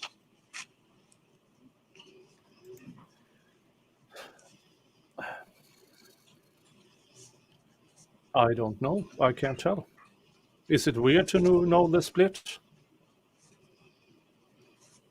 Yes. I mean, at least as far as Michigan practice is concerned. All right, that is my response, signed and dated at 3:50 p.m. Yeah, because that would influence both the state and the defense to make different rulings. You shouldn't be at different rulings depending on the. I don't know what my thought was is why would the state not ask for it? And I'm wondering if there's some sort of consequence if the state asks for it and it reaches a mistrial still. Oh. Maybe there's no possibility of retrying them. I don't know. Why would the state not ask for it is my question, right? Now I'm looking at a Georgia case that addresses specifically the Allen charge coming down from the Supreme Court case. However, it is not really it's not really the minority should go to the majority side, although that's kind of how it's been interpreted. But essentially the charge is this case has been exhaustive and carefully tried by both sides and has been submitted to you for your decision and verdict, if possible, and not for disagreement. It is the law that a unanimous verdict is required. While the verdict must be the conclusion of each juror and not a mere acquiescence of a juror in order to reach an agreement, it is nonetheless necessary for all the jurors to examine the issues and questions submitted to them with candor and fairness and with proper regard for the difference of opinions of each other. A proper a proper regard for the judgment of others will greatly aid us in forming our judgment. Each juror should listen to the arguments of the other jurors with the disposition to be convicted by or convinced by them, rather. So it's saying you're, and it goes on and on and on. It's like a lengthy paragraph, but essentially what they're saying is that they're pointing out the fact that it needs to be unanimous and that you each need to come to your own conclusions, that you can't just reach an agreement just to reach an agreement, right? You should be convinced that this is the proper verdict. However, sometimes it's good to listen to your fellow jurors. Sometimes it's good to consider their positions and really step back and examine your own internal opinions. That's what this instruction says. Okay, so more or less, even if you're 8-4, you might have a very dominant person leading 7. Right. If you force the other 7 to read out their reason for guilty, then you can argue against them. Yeah. So it could be, in fact, not favorable for the state as well. I mean, the instruction is very clear that it's just not your own conviction, but you must listen to the statements and the arguments made by the other jurors and keep an open mind. They might persuade you, essentially, to come to a unanimous verdict. So that's interesting. It's not exactly, what do you mean cruise? This is not a cruise shirt. This is, I don't know. I had one pair of shorts to put on and this shirt went with it. Anyways, so that's an interesting charge.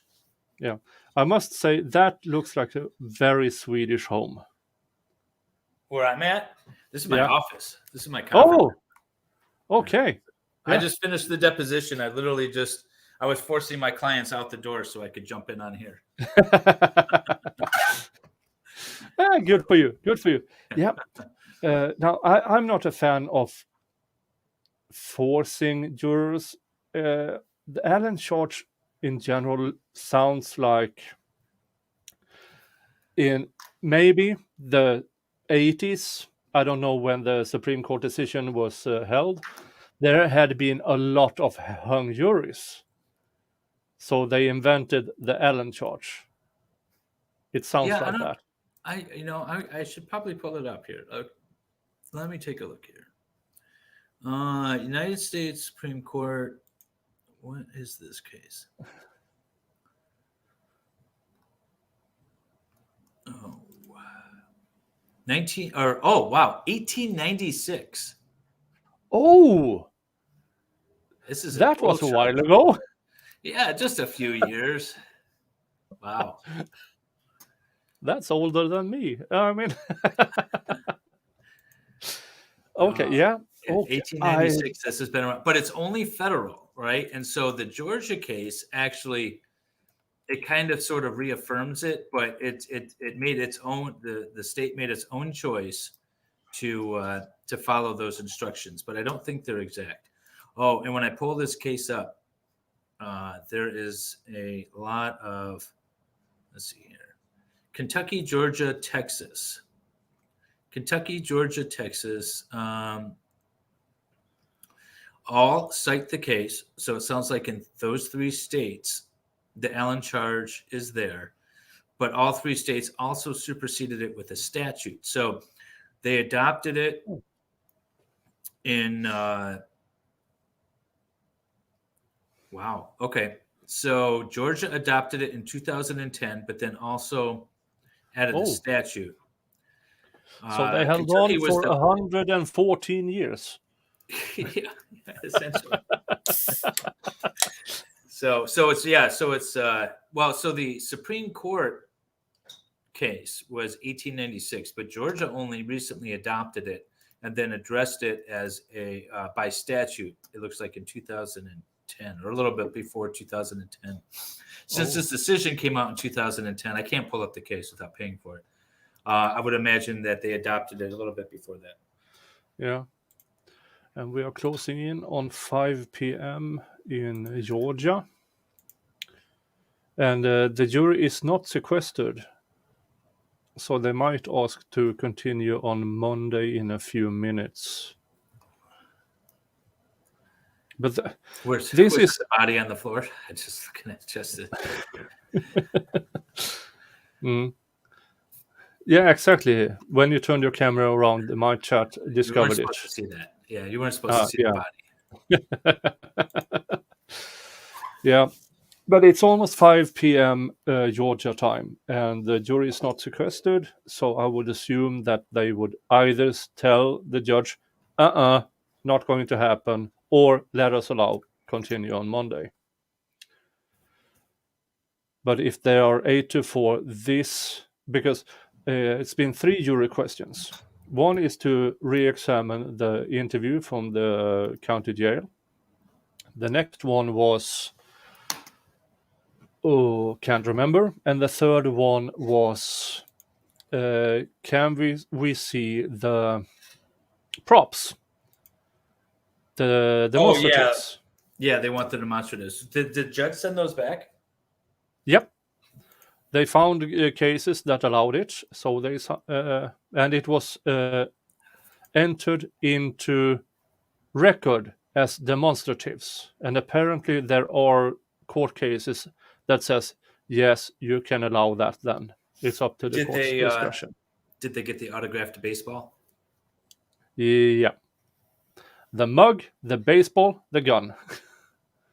So you better believe they were doing demonstratives in the jury room. Oh yeah, they're 12 angry menning it all over the place. By the way, not a very accurate movie because you're not supposed to be reenacting stuff in the jury room. You're just supposed to, because that's not evidence, right? I mean, I guess it could be considered argument. Look, see here, this is how it would be done. You know, I guess it could be considered argument, but they're not supposed to be experimenting. You know, creating their own evidence. So there's a fine line there. Yeah. Yeah, and I wish you could see the jury. I wish I could see the jury in the. He changed the autograph because the autographed ball was from his office, so he changed that to an unautographed. Because do you think the makeup of the jury will identify the 2 camps? Yeah, I do. I don't know, because I'd be sitting there saying I got reasonable doubt, and I don't necessarily look like the defendant. Yeah, I was more thinking men versus women. Oh, that could be too. Yeah. Yeah, so I'm a man, so I would be in the reasonable doubt camp. Yeah, I would rather say that than ethnic, color of skin. Jung, I don't think the jury would have seen mom taking the photo because I feel like that would have been addressed to the court and we would have heard about it. It would have been addressed by the judge to counsels as well. Yeah, and the judge waited until jury was out. Yeah. And they haven't addressed it towards the jury, so they probably didn't see it. Yeah. And she was served in court today. Oh, awesome. With her warrant? Yeah, because she went in there to support her son, and here you are. Here's the papers. See you Wednesday. Interesting. As one of the laws in Michigan regarding process servers is that you cannot serve people at a house of worship or at a court if they're compelled to be there. So if they're like a party to a case or something, you can't serve them at court. But if they're not a party to the case, they're just showing up, I guess you could serve them there. But most process servers won't try to serve process at a court because of that, at least in Michigan. But can they stand outside the courtroom or outside the court building and wait for them to exit? That's a good question. I don't know. They're technically on court grounds, so I would imagine that would still be a no-no. Because you don't necessarily know why somebody's there, right? They could be there just as a spectator or support, but they could also be under subpoena. And if you don't know that there's a subpoena compelling them there, then you just violated the law, right? So, however, if I was so this is the funny thing, though. If you're a party to the case, that rule doesn't apply to you because you're not a process server. Yeah, but she was not a party to the case. She was there. I believe they explained it, that she was there as a support for the defendant. Right. But I mean, what she That's why they had. Why? Yeah, that's why they had issues. Can we kick her out, or is her relations to the defendant enough for the defense to say no? She needs to be here as support. And since she was here today, well, apparently outside of stream, he argued that mother should be here. And then she got served. Whoops. Yeah. And from Lefty, I should raid Sal when finish your stream. I'm going to raid Dr. Heinz, because I'm invited there for his 1,000 subscriber.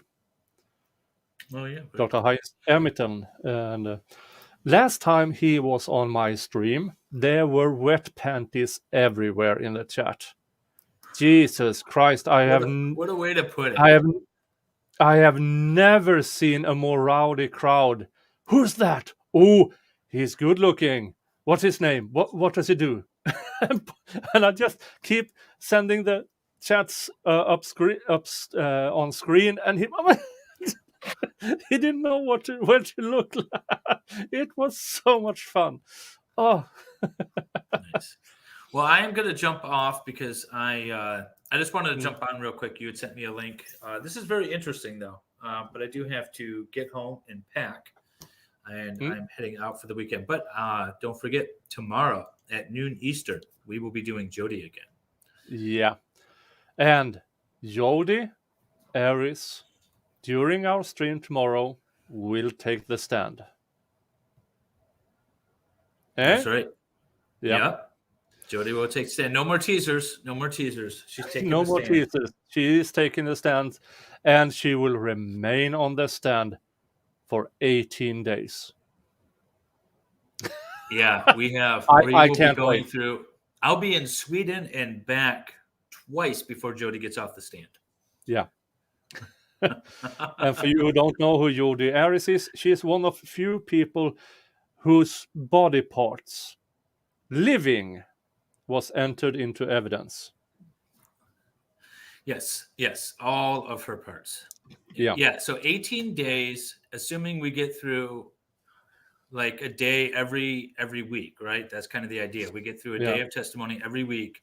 So we will have 18 weeks of Jodi Arias on the stand. Yeah. And we are at week 33 now. So that would be 49. No, 51. 51. So just if we manage to have one trial day per stream per week, that would get us up to Christmas. She is the three-hole wonder, MG Law. Absolutely. Yeah. But I saw. Don't forget to check that out. You can subscribe to myself or Nicholas. We dual stream, so you can watch it both places.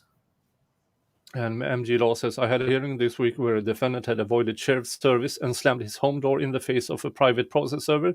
So process service got him served at a funeral. Well, I mean, that's cool. I don't like I've tracked people down in a lot of crazy ways, but I don't do my process serving anymore. I will tell you, I had one.